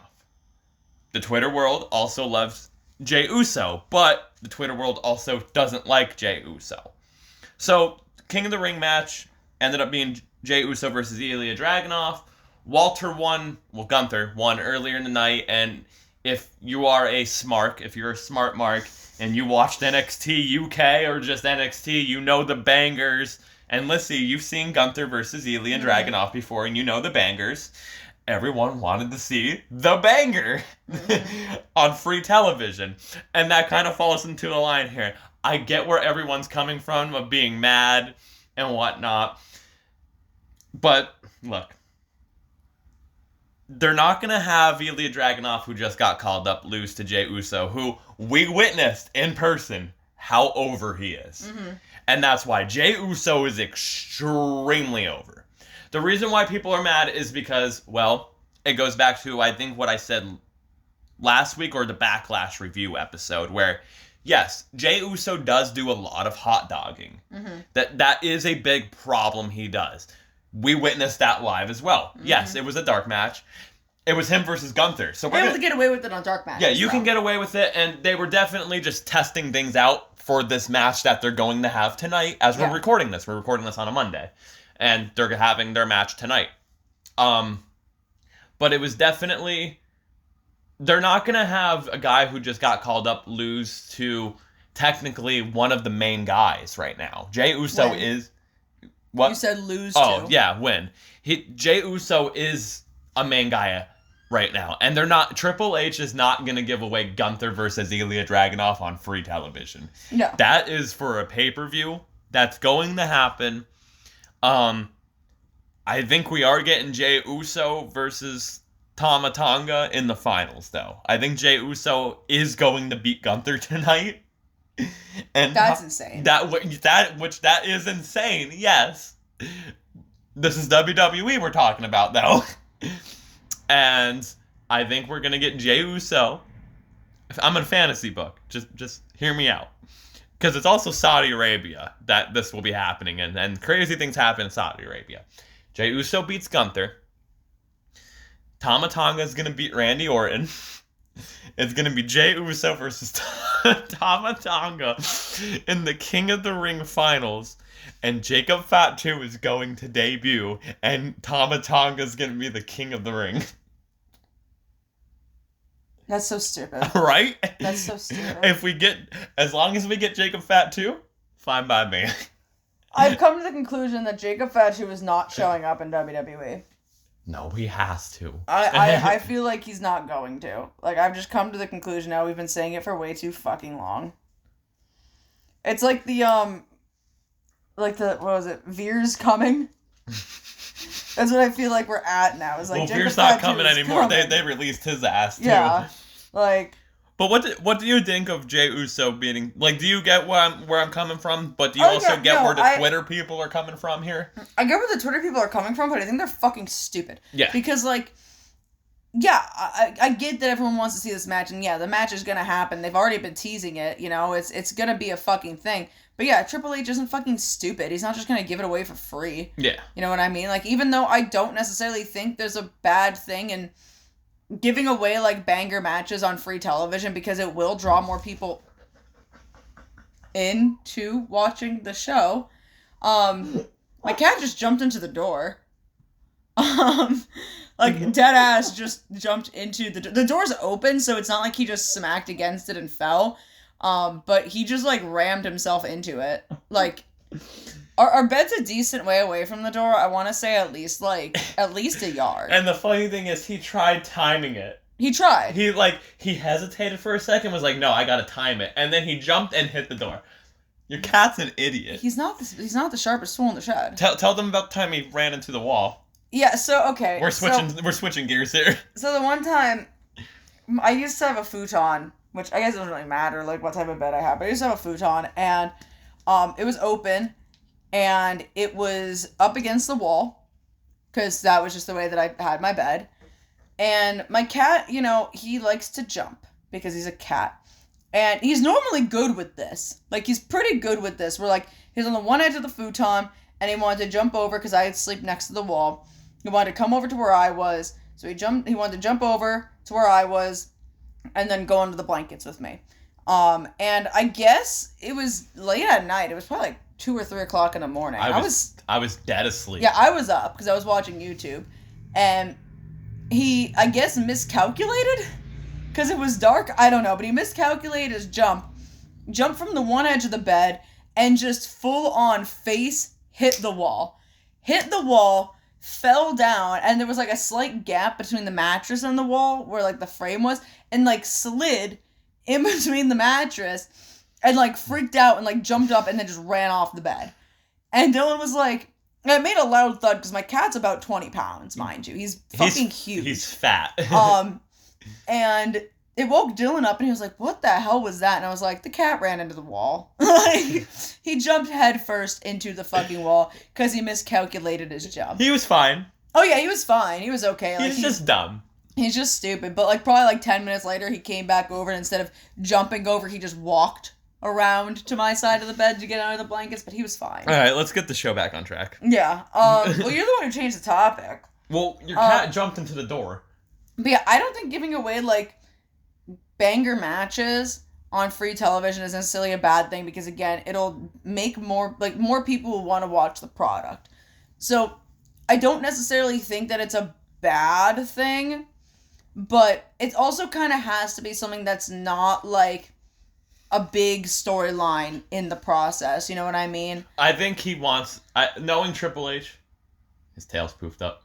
Well, I mean, he just saw his brother jump into the fucking door. They were also fighting before. Yeah, so they might be going back at each other. But anyway, I think with Gunther and Ilya Dragunov, Triple H wants a story. He doesn't want to randomly be like, we're going to give this match in a semifinals of a tournament. Yeah.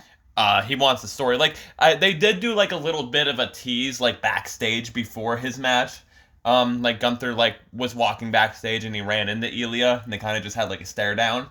So, there's a slow burn there, and if you know Triple H is booking, slow burn. Yeah. It's a slow burn booker, so. Well, like, we got Kyle Fletcher and Ospreay on TV for free. Yeah. Right? That's the fucking difference between WWE and AEW. Well, that's also what I'm saying, though, is just, like, that was a fantastic fucking match, and it did, like, there was a story going on with it of, like, Ospreay facing the members of the Don Callis family, but there wasn't, like, a specific storyline of Ospreay and Fletcher going into this, aside from we're in a faction together, multiple factions over, we've known each other for a long time type of thing. It wasn't like there was this big blood feud going on between them. Yeah. So again, like, that's kind of the difference I'm talking about, where it's like, this match has a bit of history, and we know it's going to be a good match, and it's going to be fucking awesome, and I can't believe we get to watch it for free. Versus if we got Anarchy in the Arena on Wednesday Night Dynamite. You know what I mean? They're not going to do that. Why would they do that? They fucking might at this point. But, like, you know what I mean? It's like something like that where it's not this big built-up feud going on. I want Blackpool Combat Club versus Club Jarrett in Anarchy in the Arena on Wednesday night. Oh my fucking God. I mean, we could. And I want I want Jeff Jarrett to pin Jon Moxley clean. And we get Jeff Jarrett versus Jon Moxley for the IWGP title in New Japan in a lemon eating contest, and Jeff Jarrett wins. I think he could eat the most lemons. He probably fucking could. I feel like Moxley isn't a lemon guy. Karen Jarrett helps him win by smashing a guitar full with lemons over Jon Moxley's head. Because what is wrestling? Anyway. What are they doing in New Japan? I don't know. Lemon eating contest. Let's move on to Dynamite and the way that I don't know why the way Dylan wrote this, just like this all happened in like the first literally 15 minutes. all happened in like 15 minutes. So I did not know how to write this down. Seeing it written out is just fucking insane. The Young Bucks have new shoes coming out, and they fired Christopher Daniels, and Jack Perry dumped a woo energy on Tony Schiavone. Yeah, that all happened within 15 minutes. So let's break this down a bit. The Young Bucks have new shoes coming out. They have new shoes. We'll give them credit too. Roman Reigns does too. They're Jordans. Young Bucks have Reeboks coming out. Lyssie is probably going to get the Young Bucks shoes. I am hands down getting the Young Bucks shoes. They're probably not going to come out in my size because they're Reeboks and they're in men's sizes, and it seemingly, due to my extensive research, the style of these shoes in men's start at a 7.5, which my shoe size in men's is a 4.5 or a 5, depending on the shoe. So they're not going to fit me. But I also have the Young Bucks Theodoras that they came out with a couple years ago, a year or two ago. And I have those in a size 8, and I need to get a display case to, like, display them in, but these will probably go on display with those as well, because these shoes are fucking cool. They're fucking sick as shit. So if anyone is interested, they come out on May 24th, I believe. May 24th or May 25th. It's very soon. It's in the next coming days. They're retailing for $180, and they're listed in men's sizes. I think they're maybe, I can't remember the time that they're dropping, but I know that there's a countdown, on the Champs website, or like a specific link to the Champs website. You can probably find the countdown pretty easily. But they're coming out very, very soon, sometime this week, and I am insanely excited about them. So I'm probably going to have to Klarna them, because, you know, I have to pay bills still. But, you know, I probably have to Klarna them, but that's fine, because I'm getting them. Along with that, they fired Christopher Daniels, because he stepped up to them, and he was like, you guys are pussies, and I worked my ass off in this industry, and you don't get to treat me like garbage because we were friends for so many years, and I made a fucking name for myself, and you guys fucking suck. And then Christopher Daniels and Matt Sydal. They only fired him within kayfabe. Yeah, they fired him within kayfabe. He's doing backstage stuff. He barely wrestles anymore to begin with. Hopefully Curry Man makes an appearance. That would be very funny. So Matt Sydal and Christopher Daniels had a match against the Young Bucks, and the Young Bucks won with Jack Perry on commentary.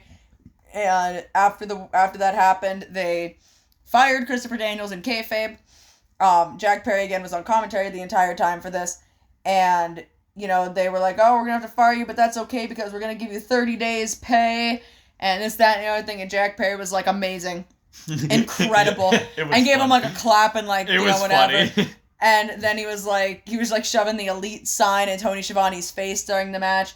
And he was like, that's amazing. You know what? Let's give a toast to our great EVPs, the Young Bucks. And he grabs a Woo Energy can. He takes a sip out of it. He stands up and he dumps it on Tony Schiavone's head and then throws the fucking headset at him. I think he threw the can and the headset at him. I hope and Tony just like Schiavone scampered off. I hope this leads to Tony Schiavone just getting pissed and punching him in the face. Dude, Jack Perry. Okay, so I want to talk about Jack Perry. So not only is Jack Perry really good at being a fucking nuisance, I think he's fucking phenomenal at it, and he's really fucking thriving in this. So if you hear bag wrestling, it's my 10 pounds of candy that Dylan's now getting into. I'm gonna have a root beer barrel. But like I saw people on the internet, because of course they hate anything he does, complaining about how Jack Perry was like fucking shit on commentary.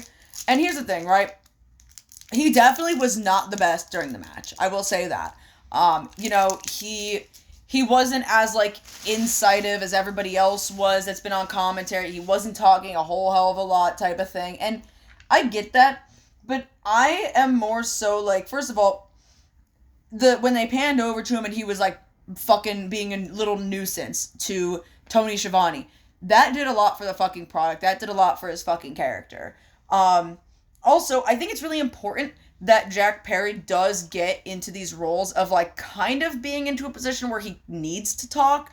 Again, his promos have been fantastic. Like, especially in comparison to his promos prior to, especially when he turned heel first against Hook. if we look at those promos in comparison to now, you can definitely tell he's a lot more comfortable. But like I've said prior in this podcast, talking was one of the things that he loathed the most to do because he just wanted to go out there and wrestle. So he needs to do it. And the fact that he's getting put into the positions where he's kind of put into the hot seat to do it more is very beneficial to him. So I think while it might not have been the best commentary that people could have been given, that he could have even given himself, I do think it was important to kind of break him out of that shell a little bit. And again, the actions quite literally did speak louder than his words, in the shoving the elite symbol in Tony's face, dumping a fucking can of woo energy on him, and just, again, all around being a little fucking shithead. Because that's what his character is. It's a little fucking shithead nuisance brat. And that's fantastic. And even so, I feel like you could argue that the minimal talking he did and kind of the one-word responses and the connotation behind it did also kind of play into that little shitheadness of just like, I'm better than you. I don't need to be talking to you. I don't need to be doing this type of thing. Like, you should be happy that I'm here. Nonetheless, shut up and watch our EVPs work their magic and do what they do fucking best.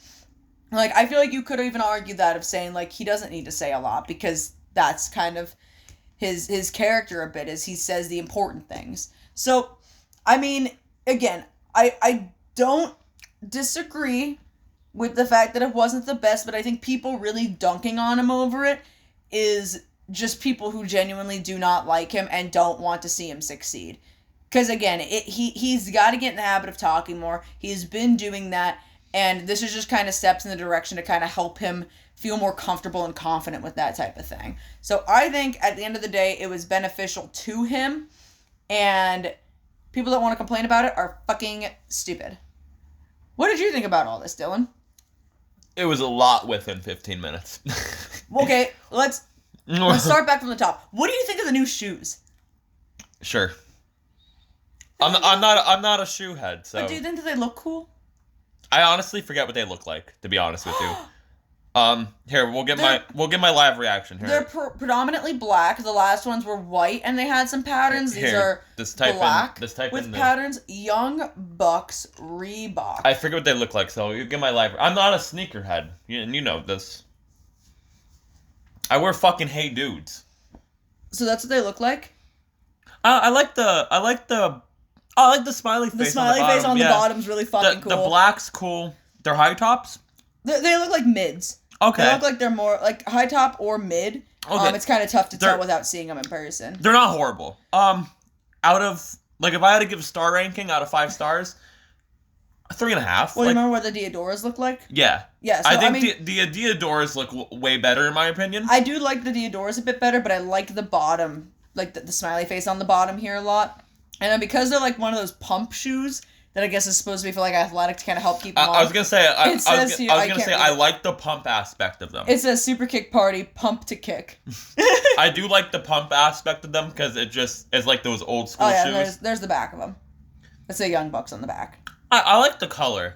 The color's really cool. Yeah, the color of them's cool. Yeah, they're really neat. I think they'll look really cool on display because again, there's no way in hell.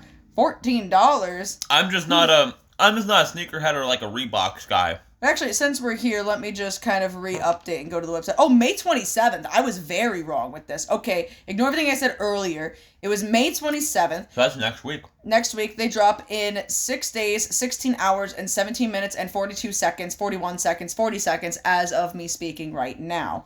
Again, they're $180, and they're going to be in men's sizes.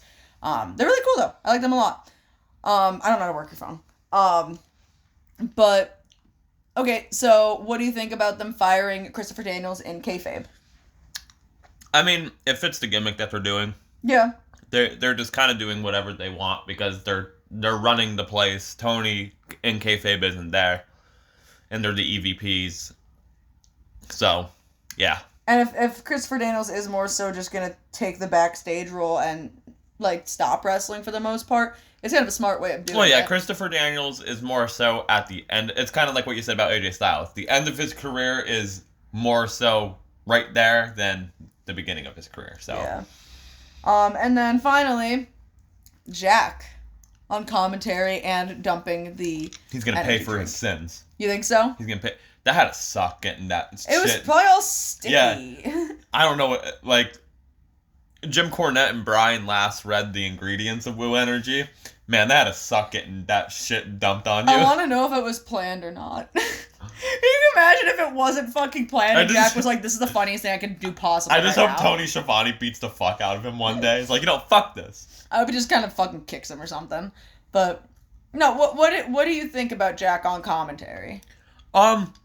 I didn't, like, really notice, like, if he was, like... He wasn't the best fucking announcer in the world. I wasn't expecting him to be. But, like... And that's the thing, like... Certain wrestlers are good on commentary. Like, I'm not trying to be tribalistic or anything, but, like, one that does come to mind is Punk. Yeah. Punk's good. Jericho's garbage. But, like, that's the thing. It just depends, like... Some people have... It comes with the gift of gab, obviously. Yeah. But there's a certain way of doing commentary and all that. And I think Jack wasn't there to fucking be a play-by-play guy or a color announcer. It was just... He was there to kind of just be like, I'm part of the elite. I'm going to be a nuisance on commentary. So it didn't have to be good. People on Twitter will just argue about anything.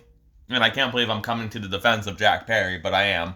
But it didn't have to be good. I didn't really notice it, to be honest with you, because he wasn't really, like, saying much. No, he was just kind of saying, like, a couple, like, tidbits. It was one-liners here and there. He wasn't taken away from the announcers themselves.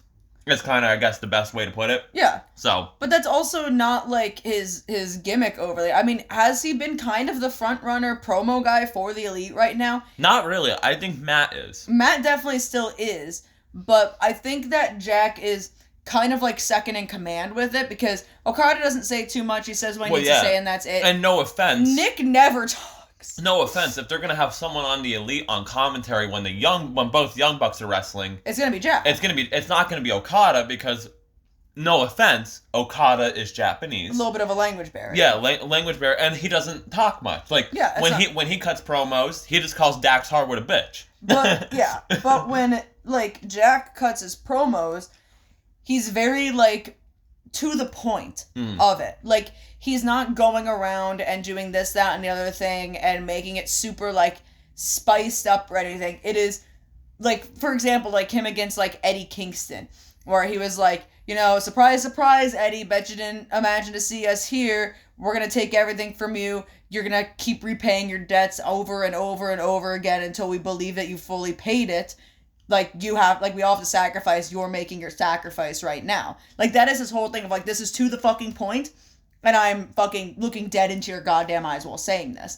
So, he's not a very over-the-top, wordy type of guy who's, like Punk, who could just go off and off and off and off on the cup about this, that, or the other thing. He is very calculated. Commentary is a whole different animal, and it depends what you're doing on commentary. Yeah. Like, people just argue over anything. They'll argue over anything, and again, especially when it has something to do with the Elite or Jack, people are immediately to go to pick it apart. And it's like, I don't think he did anything wrong. Again, I think it actually fit very well as into his character. So, and again, this is a little pour one out for the Tony, you know what I mean? So, that was good. That was fucking funny. Go to this one first, Dax versus Okada, then go back up. Well, yeah, I guess because we're all already on the topic, we could talk about Dax versus Okada, which you just wrote. Dax versus Okada was good. It was good. Like, it was. That's all you wrote. Just was good. It was. No, it was. It was a really fucking good match. I like love the little Dax stint of Dax on singles. Dax is a great wrestler. I never said he wasn't. He's a great wrestler. Never said he wasn't. Did we talk about what they did off air? I mean, we could if you really want to, but... Congratulations, Cash Wheeler. Yeah. Congrats, Cash, I guess, that you're not going to jail. Yeah, you're not going to jail. Or anything like that, but Jesus Christ, Dax fucking being like, yay, he's not guilty. Dax everyone clap. Like, we don't have to say everything at work, you know what I mean? But no, Dax versus Okada was good. It built to the story of what we can kind of go into next, of Anarchy in the Arena. Yeah. Which, Team AEW down a guy because Eddie Kingston broke his fucking leg. Yeah, because Dax and Okada was the main event. Yeah. So after, their match and everything, the Elite are coming out. We're fucking pummeling Dax and Cash and everything. And Danielson comes out. And then we're like, oh my god, who's going to be the final guy? And fucking Darby? Darby Allin, who just recently got hit by a bus. His foot was recently broken. Still not 100%. And his nose is still broken, is now in Team AEW because Eddie Kingston, they were replacing Eddie Kingston with a broken leg with a broken Darby Allin. With a broken Darby Allin. Because, Eddie fucked up his leg at the New Japan show. He hit it off the guardrail, and I guess he just broke the leg. Yeah, it broke. Just broke his whole leg. So I don't know the actual specific area of the leg, but he has quite literally, an entire brace. A whole leg brace on. Yeah. So it's not looking too fucking good for Eddie. Unfortunately. Of course, speedy recovery to Eddie, and it's just kind of an unfortunate accident. It wasn't really... It seemed overshot, but wasn't really anyone's fault. It was just the way he took the bump. Yeah, it was just a nasty landing. Okay. So, but yeah, Darby... He's not Darby Allin, where he can survive things like that. So we know now that Darby being in Anarchy in the Arena means he's going through glass again. Probably. 100% going through real glass. Go cry me a river. I still think the Young Bucks should put glue on the bottom of their new Young Buck shoes. And wait a minute, when's no, they might not be. Well, no, they have them already. What am I talking about? They own them. Yeah. So yeah, I think they're gonna put glass on the bottom of their new shoes and probably kick Darby in the face now. Probably. Or Dax. Again, I could see it being Dax. So yeah, I mean, honestly though, Darby being in Anarchy in the Arena is really fucking good. That's quite literally a match made for him. He fits Team AEW. He really does fit Team AEW, and we have the past beef of the Pillars going at it with each other as well, and the Sting beef. The Sting beef, yep. So I mean, it works. It fits. Yeah. It literally fits perfectly. So, and I mean... Darby Allin's gonna be the guy that takes a crazy bump, so... Oh, God, yeah. I mean, I hope he's gonna be alright, but, I mean, we know Darby. He's just gonna be fine, I guess. Yeah. Willow is way better than Mercedes. Mercedes Moné is honestly the worst women's wrestler in professional history today. Professional wrestling history today. Yeah. Professional wrestling today. I don't know what the fuck I'm reading. Yeah. No, I agree that Willow's better, and I genuinely don't believe that they should take the belt off of her, and I'm scared they're going to. Yeah. I'm very scared they're going to. This match, not to sound sexist or anything, it shouldn't be the main event of Double or Nothing. Well, we've already kind of discussed this a little bit earlier, but... I'm just saying. I think Willow is, hands down, one of the best today in women's wrestling. Willow's great. She's great on the mic. She's great in the ring. She's got a great fucking personality. People love her. Mm-hmm. People fucking love her. I fucking love Willow. I love Willow Willow is too. So good, and I'm glad you finally came around to that. Willow's because great. You were not a big fan of her to start. It was just too much at first, but then I got used to it, and I was like, oh, I get it now. Well, as soon as she did the pounce, you're like, all right, we got some brownie points. She does the Dr. Bomb as her finish too, which is cool. The Dr. Bomb's good, but yeah, Mercedes just it's rough and it's cringy to watch. I don't think she deserves the belt. I don't care at all. If she's this huge fucking name. I really don't. I know Willow wasn't in AEW from the very beginning of it, but I do genuinely believe that Willow is the vibe of AEW, the vibe of women's division in AEW. Yeah. She really has that division in the fucking palm of her hand. She is fucking fantastic. And I don't know. I feel like Mercedes coming in, and if she takes the belt off of her, is just a really fucking big mistake. Yeah. Really fucking big mistake. So, it feels like Saraya winning the women's championship. You know what I mean? It doesn't need to happen. I get it that they wanted her to win because of the pop in fucking London, but it was not needed. Her women's title reign sucked. Mm-hmm. And I feel like it's going to be the same thing as Mercedes. It's just to have that name attached to it, and it's just not going to be good. It's going to be lackluster. Again, I think she's great in the ring. I do, but anything else aside from that, she's just been very lackluster about. Yeah. So, I don't know. I mean, it is what it is, I guess. But, you know what, just...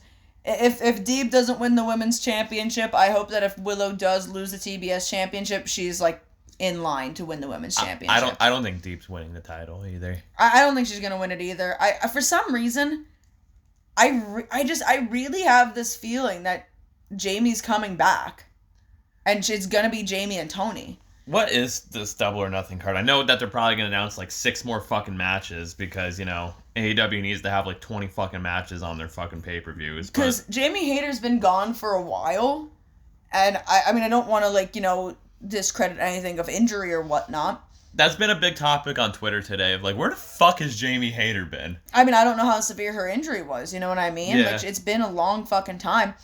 But when she lost the belt, I think she lost it to Tony. Yeah. Right? She lost it to Tony because she got fucking ambushed. So, I mean, that's the story right there for Jamie to come back for the belt that she wrongfully lost. Okay. So, they have 9 matches announced for Double or Nothing. They should keep it like this, but 900 other matches are going to be announced.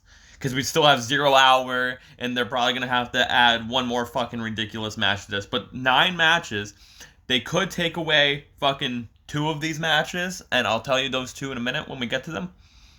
But we got, for the International Championship, Roderick Strong versus Will Ospreay. That'll be fun. Will Ospreay should win. Yes. For the women's title, Toni Storm versus Serena Deeb. Mm-hmm. In a barbed wire steel cage match for the TNT title, Edge versus Adam Copeland. I want to pass away. Edge versus Malachi Black. I think Malachi should win it. Yes. I really do. Malachi should win it. That's going to be a fucking killer match. And the stupid eliminator match, Jon Moxley versus Takeshita. Mm-hmm. This match should be on 0 Hour, or just not on the card at all. Trent Beretta versus Orange Cassidy. Why is it just a singles match? Exactly. That's what people are saying. Why is there no stipulation? Where's the stipulation? Exactly. Just do a no DQ match or something. For the FTW title, Chris Jericho versus the Eliminator winner, which will either be Hook, Shibata, or Brian Keith. It'll probably be Hook. With Big Bill?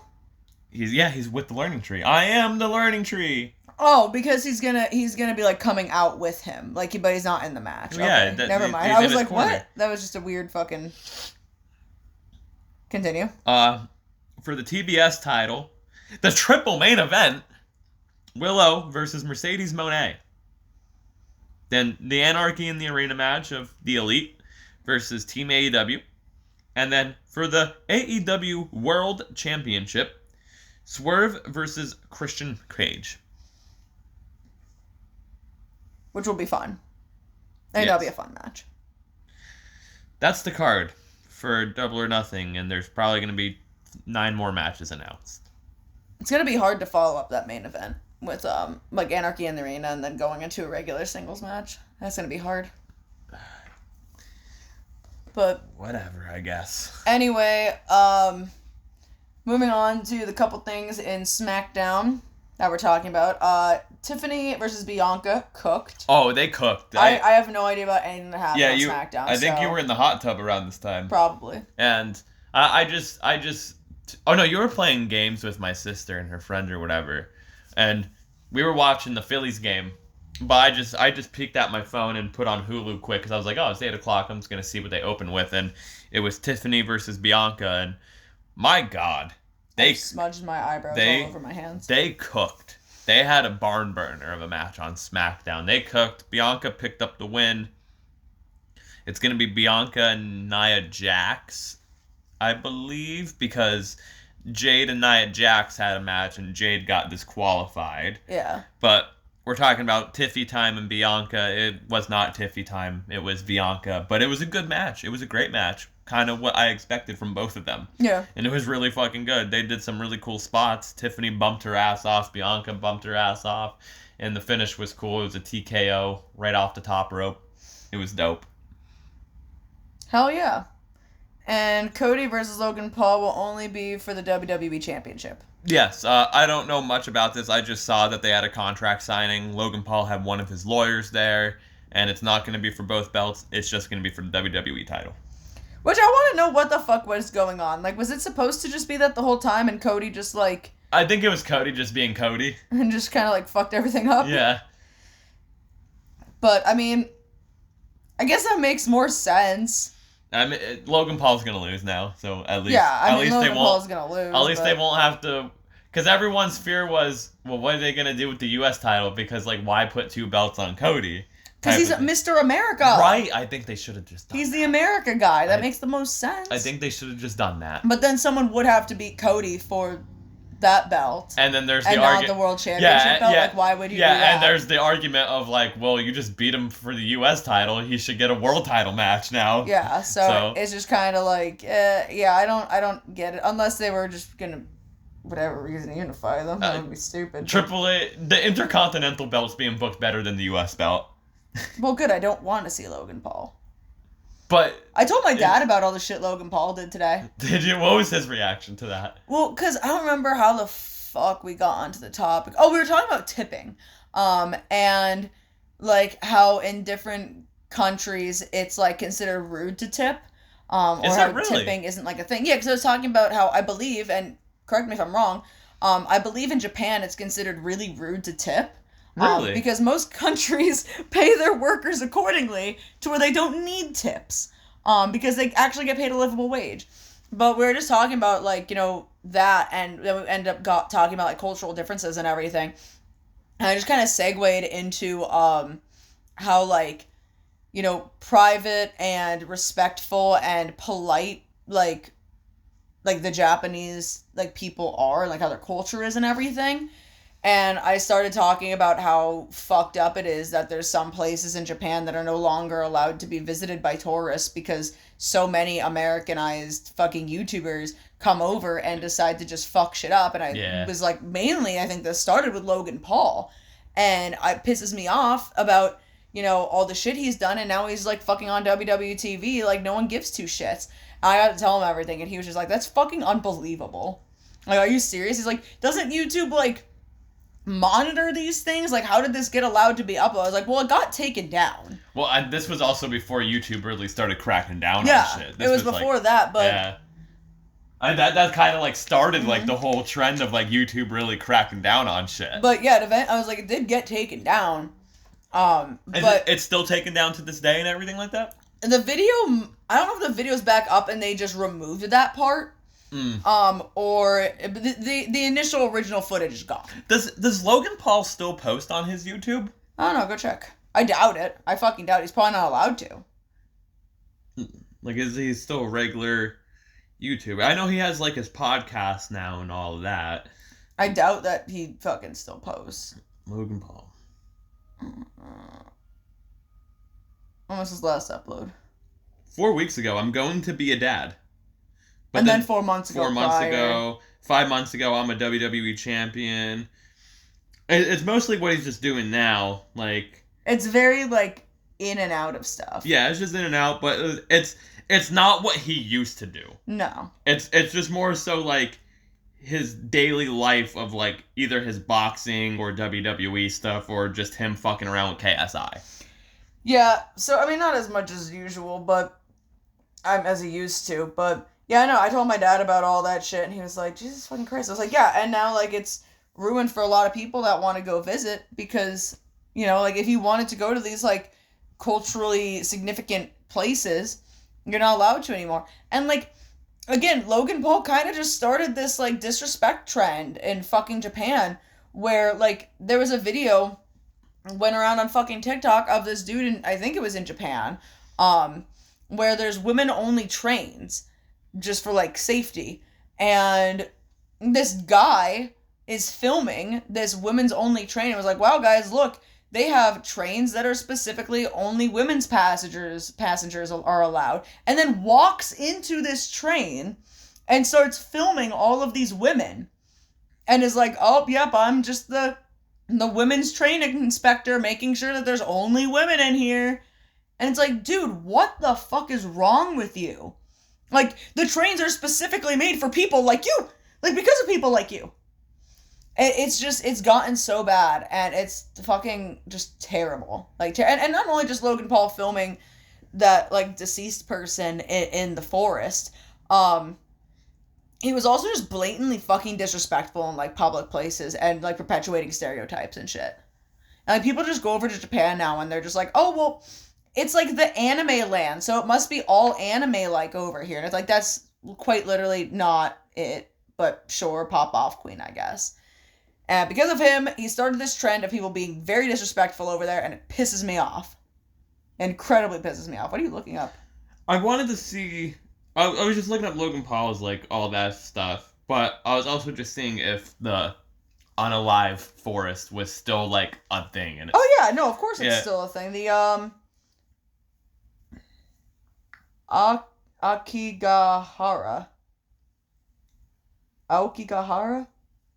I need a pronunciation for that, so... Aokigahara. I'm probably pronouncing it wrong. But... yeah, no, it's still a thing. All right. It's still a thing.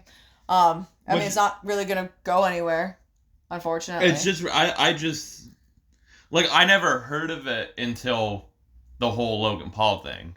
And then I kind of, like, stopped hearing about it afterwards, you know what I mean? Oh, yeah, no, it's still very, very prevalent. I mean, it's kind of like, I mean, it's one of those things where it's, like, shameful in Japan, so people just go there and, you know.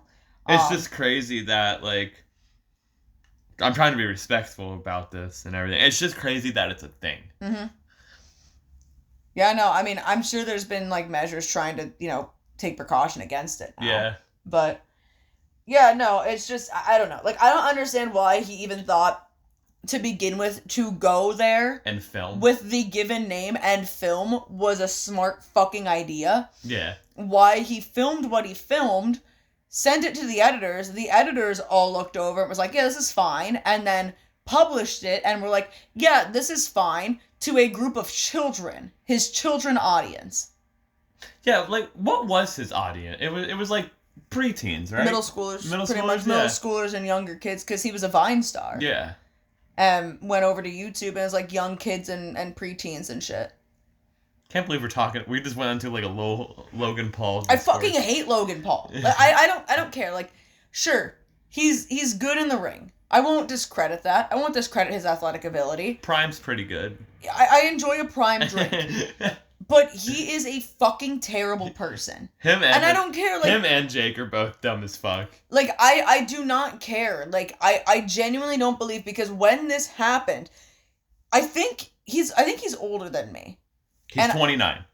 29, and this happened, I think, like 7 years ago.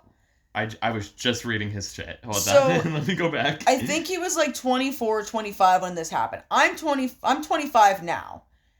And I would not, in my right mind right now, think that this is an okay thing to do. And I don't give a fuck if you are that easily manipulated by fame and fucking clicks and views and money. It was 2017, so 7 years ago. Yeah. He was 22.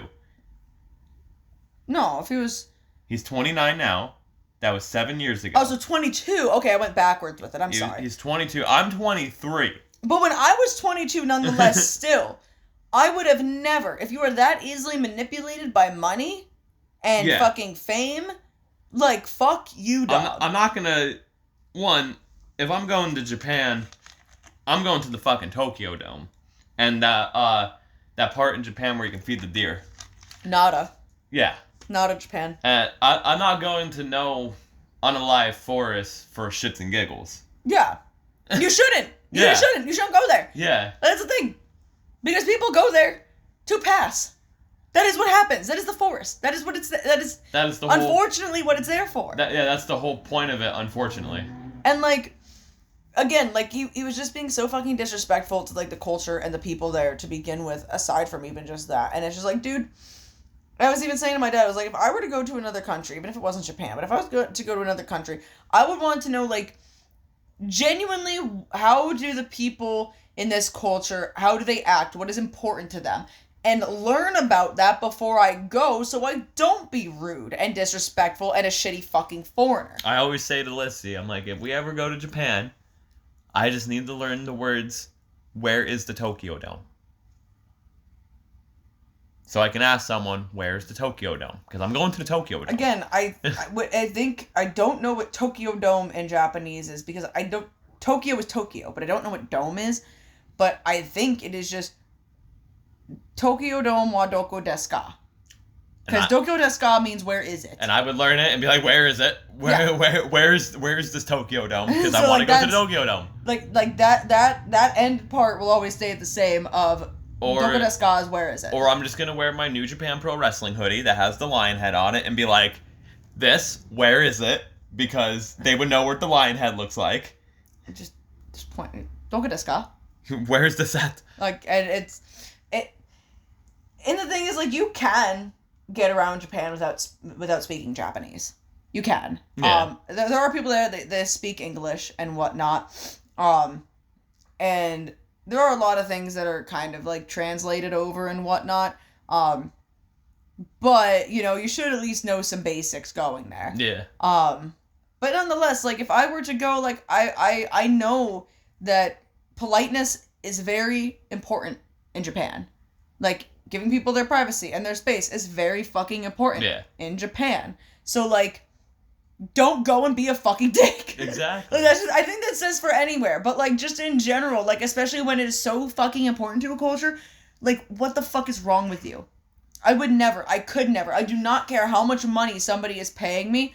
I could fucking never do that. Especially with someone with a platform as large as Logan Paul had, to the degree where it started a fucking trend that is still going on to this day, 7 years later, where they have to close down part of their fucking, or block off part of their fucking country from tourists. Yeah. That's a fucking problem. Logan Paul ruining shit for Quite everyone. literally started a problem in Japan. Just ruin shit for everyone. And, like, it just pisses me off that people, like, will just brush it under the rug because, well, it doesn't matter. It's Japan. It's over there. It's not here. And it's like, dude, that is such a fucking problem. That is such a big fucking problem. Like, even if you want to get fucking political about it, you're gonna fucking piss off Japan from us? No, let's not do that. They already don't like us to begin with. I don't blame them. But, like, let's not continue the narrative. I don't like us. I don't like us either. We're terrible. Anyway.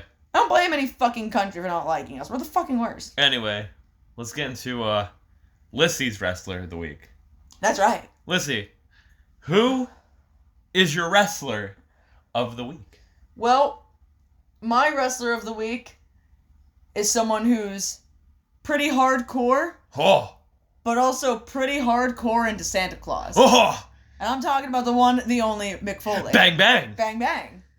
Yeah, I want to talk about Mick Foley because I love Mick Foley. Mick Foley. We haven't talked about him, I don't think, at all. The hardcore legend. The hardcore legend, Mick Foley. Mick Foley. One of my favorite wrestlers of all time. Well, growing up, one of my favorites. Yes. Because I liked all of his gimmicks and I thought he was very brutal and I always loved the brutal shit. And also just, like, as growing up, learning about him as a person. I love him as a fucking person. He's a great person. A fantastic fucking person. I learned that in my ventures of growing up that when Mick Foley was not wrestling, I don't remember if it was just when he was completely not wrestling or if he was part-time or whatever it was, he actually worked at a hotline for people dealing with very bad thoughts that could lead to them no longer being around anymore. Yeah. And that was really fucking cool. I thought that was really fucking awesome. He's talked about that on his former podcast, Foley is Pod. Mm-hmm. And he's also a very big advocate for, standing up for women's rights and speaking out on, terrible things that people have done. And, I just think all of the morals and things that he stands for is very in line with the things that I stand for. And that's really nice to, grow up and learn about him. Of, like, someone that I loved growing up because, like, he was always doing crazy fucking shit. Is just deep down this big, like, genuinely nice person. You know what I mean? Yeah. So, I mean, I know you're probably going to ask, like, a favorite Mick Foley match, and I genuinely don't even know if I have one. I'm going to start with this. We got to start with the obvious. Mick Foley has the 3 faces of Foley. Mm-hmm. What is your favorite face of Foley? Cactus Jack. It's Cactus Jack. So yes. Rank them. And then I'll rank mine. Cactus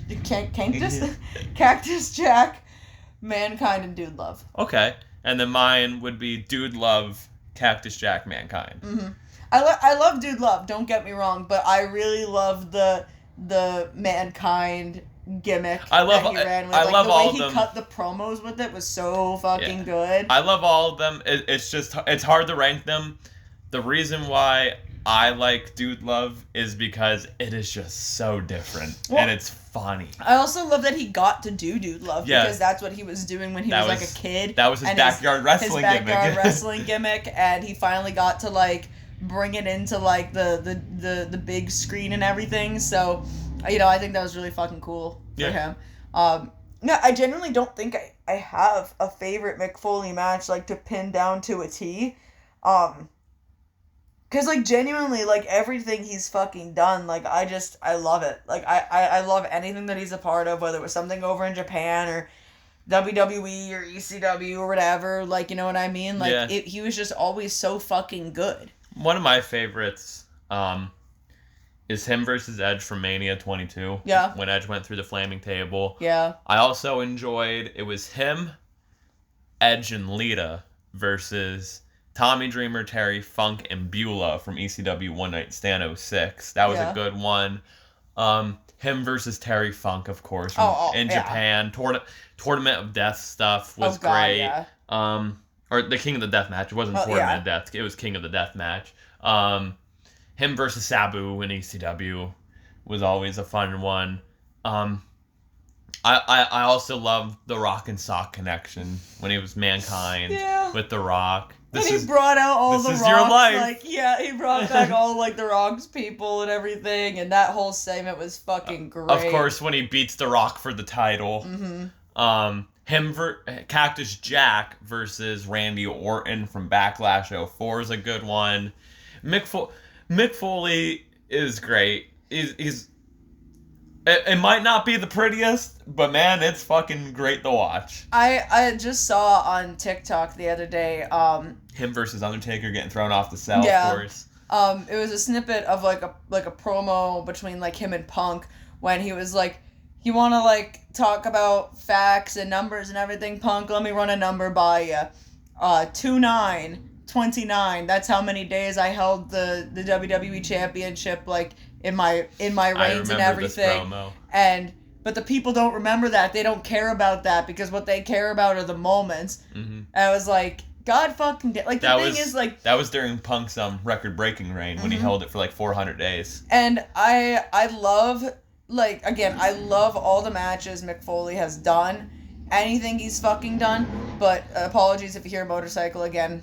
We have loud people that live here with loud cars, and it all just echoes. But like just his promo ability. Yeah, he can talk. Really fucking just always stuck with me. Again, the way that he talked, the way that he did things, like it was just so fucking good. So goddamn especially those good. ECW ones that he did as Cactus Jack back in the day. Oh man, like the best one is the Kane Dewey one where like someone had a sign that said Kane Dewey and that's his son. And like he went off. He was legit pissed. Mm-hmm. Like he went off. Or like there was another one when they were doing the ECW invasion in 2005 or 2006, but Mick Foley was on the WWE side. And he was calling Terry Funk a whore for hardcore wrestling and stuff like that. And he was like, one big thing is Eric Bischoff sucks. And he's like, you want me to bleed? And he would punch himself in the face in the promo, make himself bleed. Mm-hmm. My favorite, like I said, I like Dude Love because what a gimmick. But I enjoyed Cactus Jack back in ECW in the early 90s when he was the anti-hardcore and people would be expecting Cactus Jack to have these fucking hardcore matches, but then he would just work a headlock for 10 minutes and it would be the most boring match, but it was so good. He was being a heel and people would be like, boring.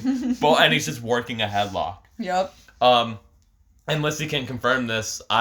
If there would be times where I would do a hardcore match and would do the bang bang elbow drop off the ring apron. I understand why he has bad hips because that would always hurt my hips too. I kind of hope he does have one more death match left in him. Yeah, I'm not gonna lie. I haven't seen like any updates. Like the last thing I heard is like he is losing weight to do it. So good for him. Hopefully he does do it. I think we got to talk about like the biggest moment of his career. Well, one of the biggest moments of his career. He has so many, but him losing his ear. Oh god, yeah, of course, and the fucking ropes and shit. Oh like, man. dude, and did he say like, I didn't even realize it, and then someone just hands me my ear? Yeah. I'm like, what the fuck? Yeah.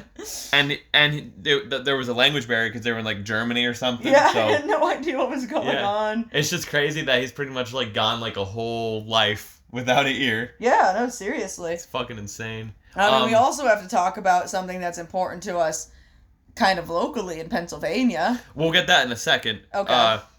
It's cool. I want to get the book. My aunt has the book, so maybe I can just score it off of her. She has the Mick Foley Have a Nice Day book, and on the back of it, it's a skeleton of him, and it's all of his injuries, like pointed out, like broken leg or whatever, ear severed, 24 stitches here. I always thought that was cool. Yeah. As a kid, I was like, man, this guy really fucked himself up. One of my favorite figures I own is actually one that your brother got me, was the Mankind Defining Moments one. Yeah. And one of the head scans is the tooth up the nose. Yeah. Because it's from the Hell in the Cell match. But yeah, let's talk about something locally that Mick Foley loves, and I think I've said it on this podcast before. We probably have talked about it before, but yeah, no, there's I say locally, it's a little bit of a ways from us. It's not like an crazy. hour. About like an hour away from us. But there's a well-known amusement park in Pennsylvania called Knoebels, and it's like literally the best way to explain this, and it's accurate, is it is an amusement park in the middle of the woods. Yeah. Dead ass built in the middle of the woods. It is free entry. If anyone's looking for it, it's in Elysburg, Pennsylvania. Yeah.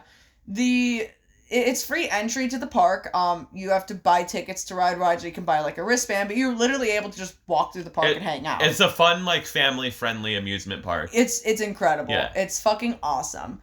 And Mick Foley has gone on record to say that it is, I believe, in his top 3 favorite amusement parks. He loves it. He loves it there. I believe his favorite rides were the Pioneer Train. I think he said the Flying Turns. And I think it was one of the roller coasters as well, but he can't ride the roller coasters anymore. Yeah.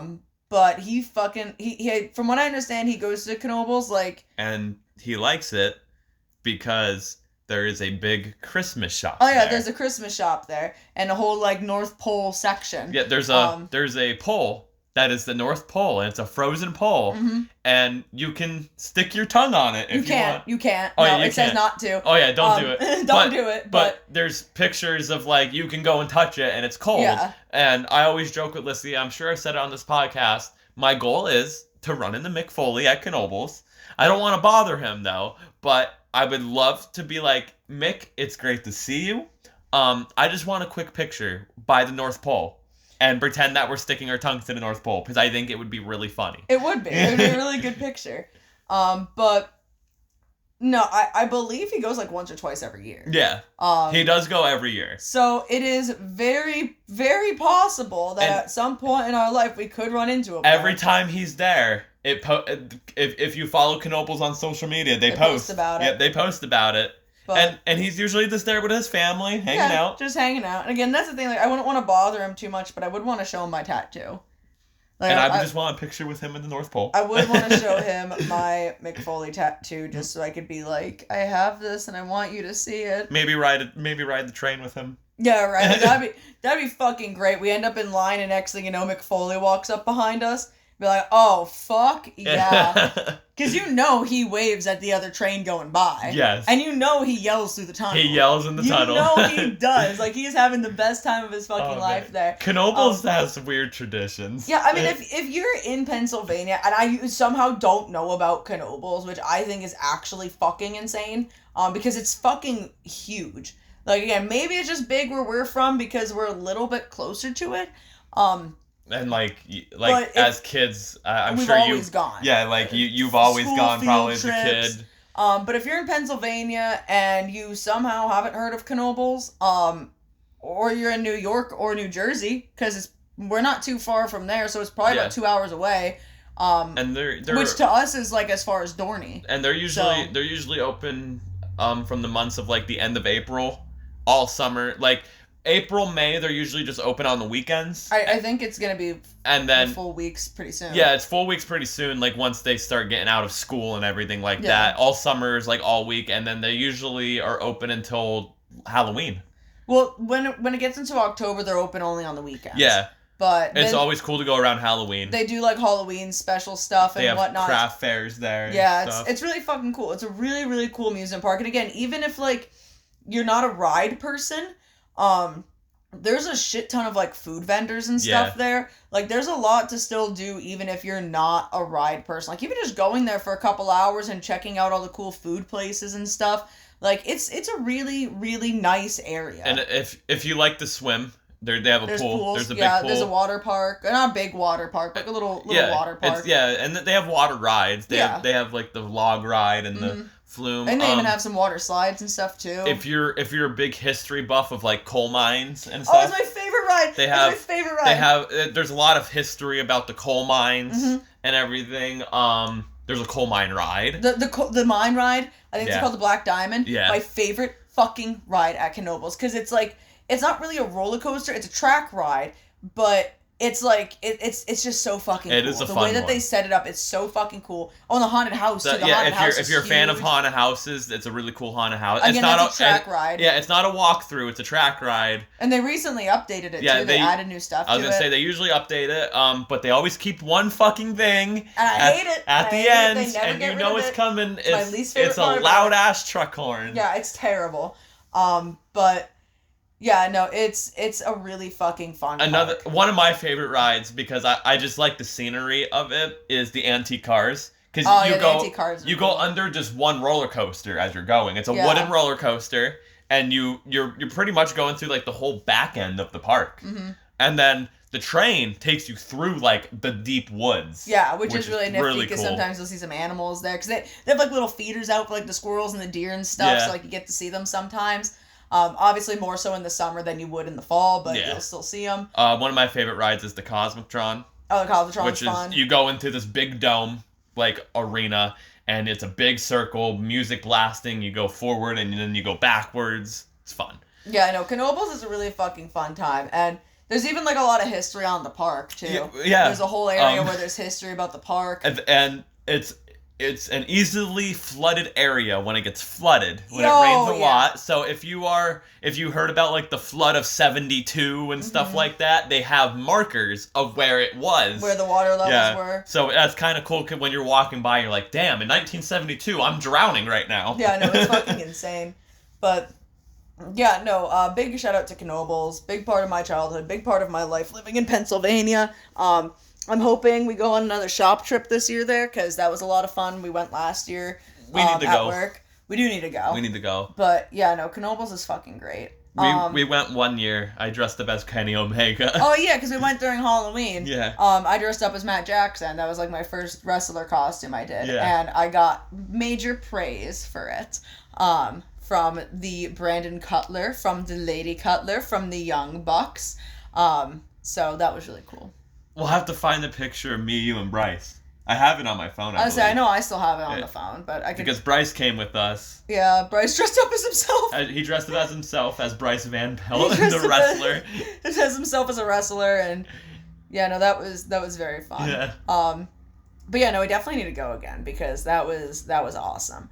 And maybe we'll see Mick Foley, because we were talking about Mick Foley, and now we just completely got sidetracked talking about Knoebels. Yeah. But no, Mick Foley is quite literally one of my favorite fucking people on this planet. Like, again, just a good fucking person all around. A fucking iconic wrestler. And you said you had a tattoo of him. Explain the tattoo. I might have shown it like in a very old episode. I'll try to remember to show it again, because I'm so bad at Might have even been the first episode. It might have been. I'm so bad at posting photos on here anymore. But basically, I'll try to put the photo here if I remember. If I don't, sorry. But it is it's a barbed wire heart, because, well, that's pretty self-explanatory. With the Mankind smiley face, with the tie-dye background. For Dude Love. And then Mick Foley as Cactus Jack with the barbed wire baseball bat. So it's a 3 faces of Foley tattoo all into one. Yeah. Because at first I was thinking maybe just do, like, Cactus Jack. But then when I was talking to the person who did the tattoo, we decided, like, it'd actually be cooler if we somehow incorporated all the faces of Foley into it. Yeah. And it's an illustrative portrait because I didn't want a realism portrait because I'm not really, like, super big onto realism tattoos for myself personally. And also he is one of the only people that I am comfortable getting a portrait of because, like, yeah, I have a Young Bucks tattoo, I have a Kenny Omega tattoo, I have I have a Hangman tattoo. I mean, I guess technically the Taz one's kind of a portrait, but not really. I have a Taz tattoo. But Mick Foley was the one that I really wanted to, like, that I really felt comfortable with a portrait for, because at this point in not only his career, but also his life, I genuinely, and I will ride this till my fucking grave, I genuinely don't believe that Mick Foley could do anything that would ever make me regret. Speaking of Mick Foley. There he is, moments before disaster. This is, fun fact. Oh, go ahead, continue what you're saying. But I genuinely believe that Mick Foley will not do anything to make me regret having his face on me. I don't think he could ever do something so bad and so fucking wrong that's going to make me feel like I need to get this tattoo lasered off because I can't stand his face. Whereas, I don't think Kenny or the Bucks are going to do anything to that degree either, or Hangman for that matter. But my Kenny tattoo is, like, the Omega symbol with the broom. The Young Bucks is, like, their catchphrase, killing the business, and the thumbtack shoe. The Hangman one is a quote. It's a quote from his promo that says, the medicine is not working, but I'm still here.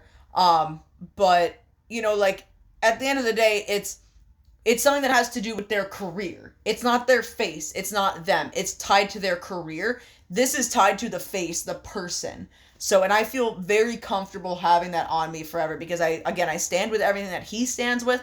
I genuinely think he's a great person, and I genuinely don't think that there's anything he could do to ever make me regret that.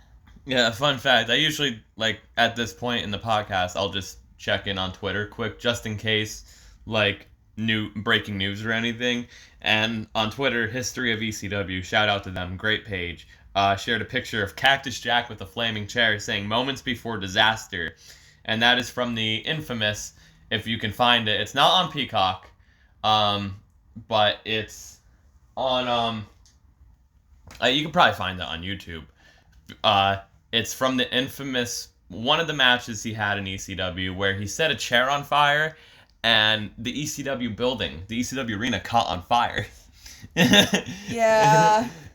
He's done some crazy things. Some crazy fucking shit, man. What are some of your favorite, like, Mick Foley moments? Since, like you said, it's hard to pick, like, a match. God, that's tough. Well, I mean, this is, like, a behind-the-scenes one, but I always think about this when thinking about Mick Foley, of the birth of Mr. Sacco. Oh, God. And him and Steve Austin, like, in the other room while they're trying to film Vince in the fucking hospital.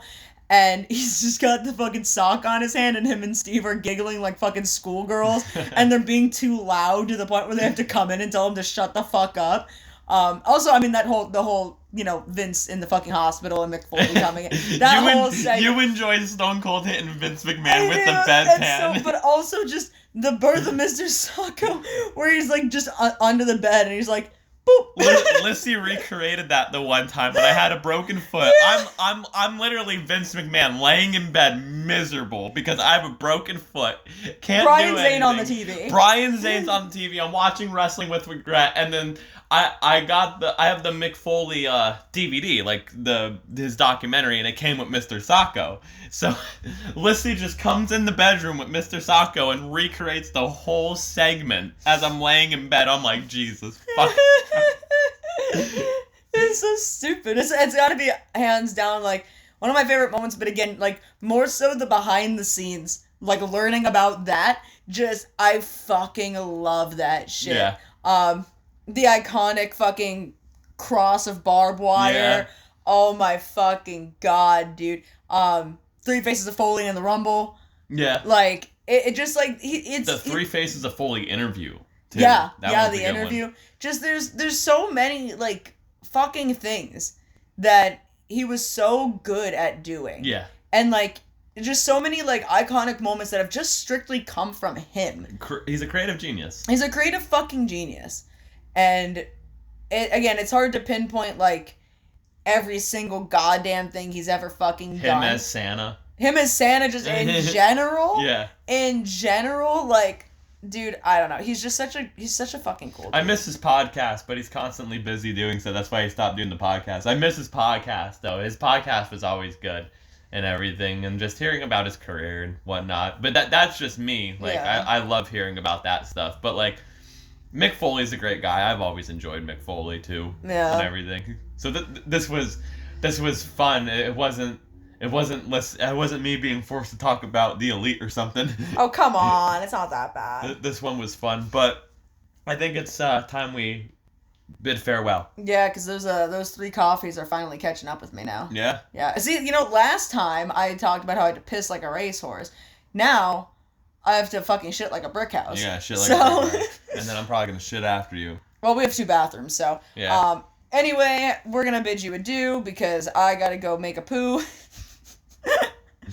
Alright, so anyway, if you enjoyed this podcast, somehow thank you for watching, thank you for listening. Make sure to like, subscribe, share, send it to all your friends, family, the people that you hate if you thought this podcast was terrible. Make sure you send it off to them. If you liked it, you can follow us on Instagram, which is Talkin Wrasslin Pod. That is TALKI _WRASSLIN_POD. I do my best to post on there, but it is what it is. If you enjoyed listening to me and want to know where you can find me on Instagram and Twitter at the same handle, which is Lungtar. That is LUNG_TAR. Instagram, I don't post too much, but I post more on my stories, and typically wrestling stuff, sometimes shoe stuff, sometimes tattoo stuff. Twitter, it's all wrestling. Again, it's all wrestling. It's predominantly all wrestling. If you like listening to my voice and also want to see my face in correlation with it, you can find me on TikTok, which is Lung Bucks. That is LUNG_BUCKS. Yes, it is a play on the Young Bucks. We've been over this. Dylan, where can they find you? You can find me on Instagram at Danny Vallo, DANI_line Vallo, VALO_line. You can also find me on Twitter at that same one. I'll give away my Twitter. I'm at 99 followers, so like I kind of want one more for 100. Oh my god. And I'm not as bad as I once was on Twitter. I kind of just make fun of Uncle Dave anymore on Twitter, and I just post random shit. So yeah, give me a follow over there. My profile picture is a picture of Dusty Rhodes, Magnum TA, and Jerry the King Lawler. So that's how you'll know it's me. The other handles, it's Midnight Toker Space Cowboy. Yeah. But the search Danny Vallo, same as the Instagram. But yeah, share this podcast around. So the same 12 people aren't listening to it.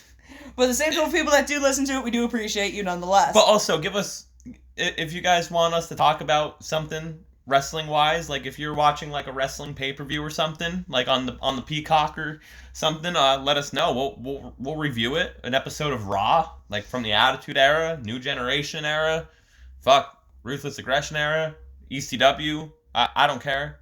Lissy won't care. We'll watch it. We'll review it. We don't care. Next week's episode will probably be reviewing King and Queen of the Ring and Double or Nothing, because they're back to back technically.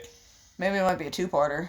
Might be a 2-parter. So we'll keep you an update on that, depending how much news and stuff comes we'll out. Have to see, but and everything. Anyway, guys, thank you so much for watching, listening, and I guess we'll see you on the next one. Bye. Goodbye.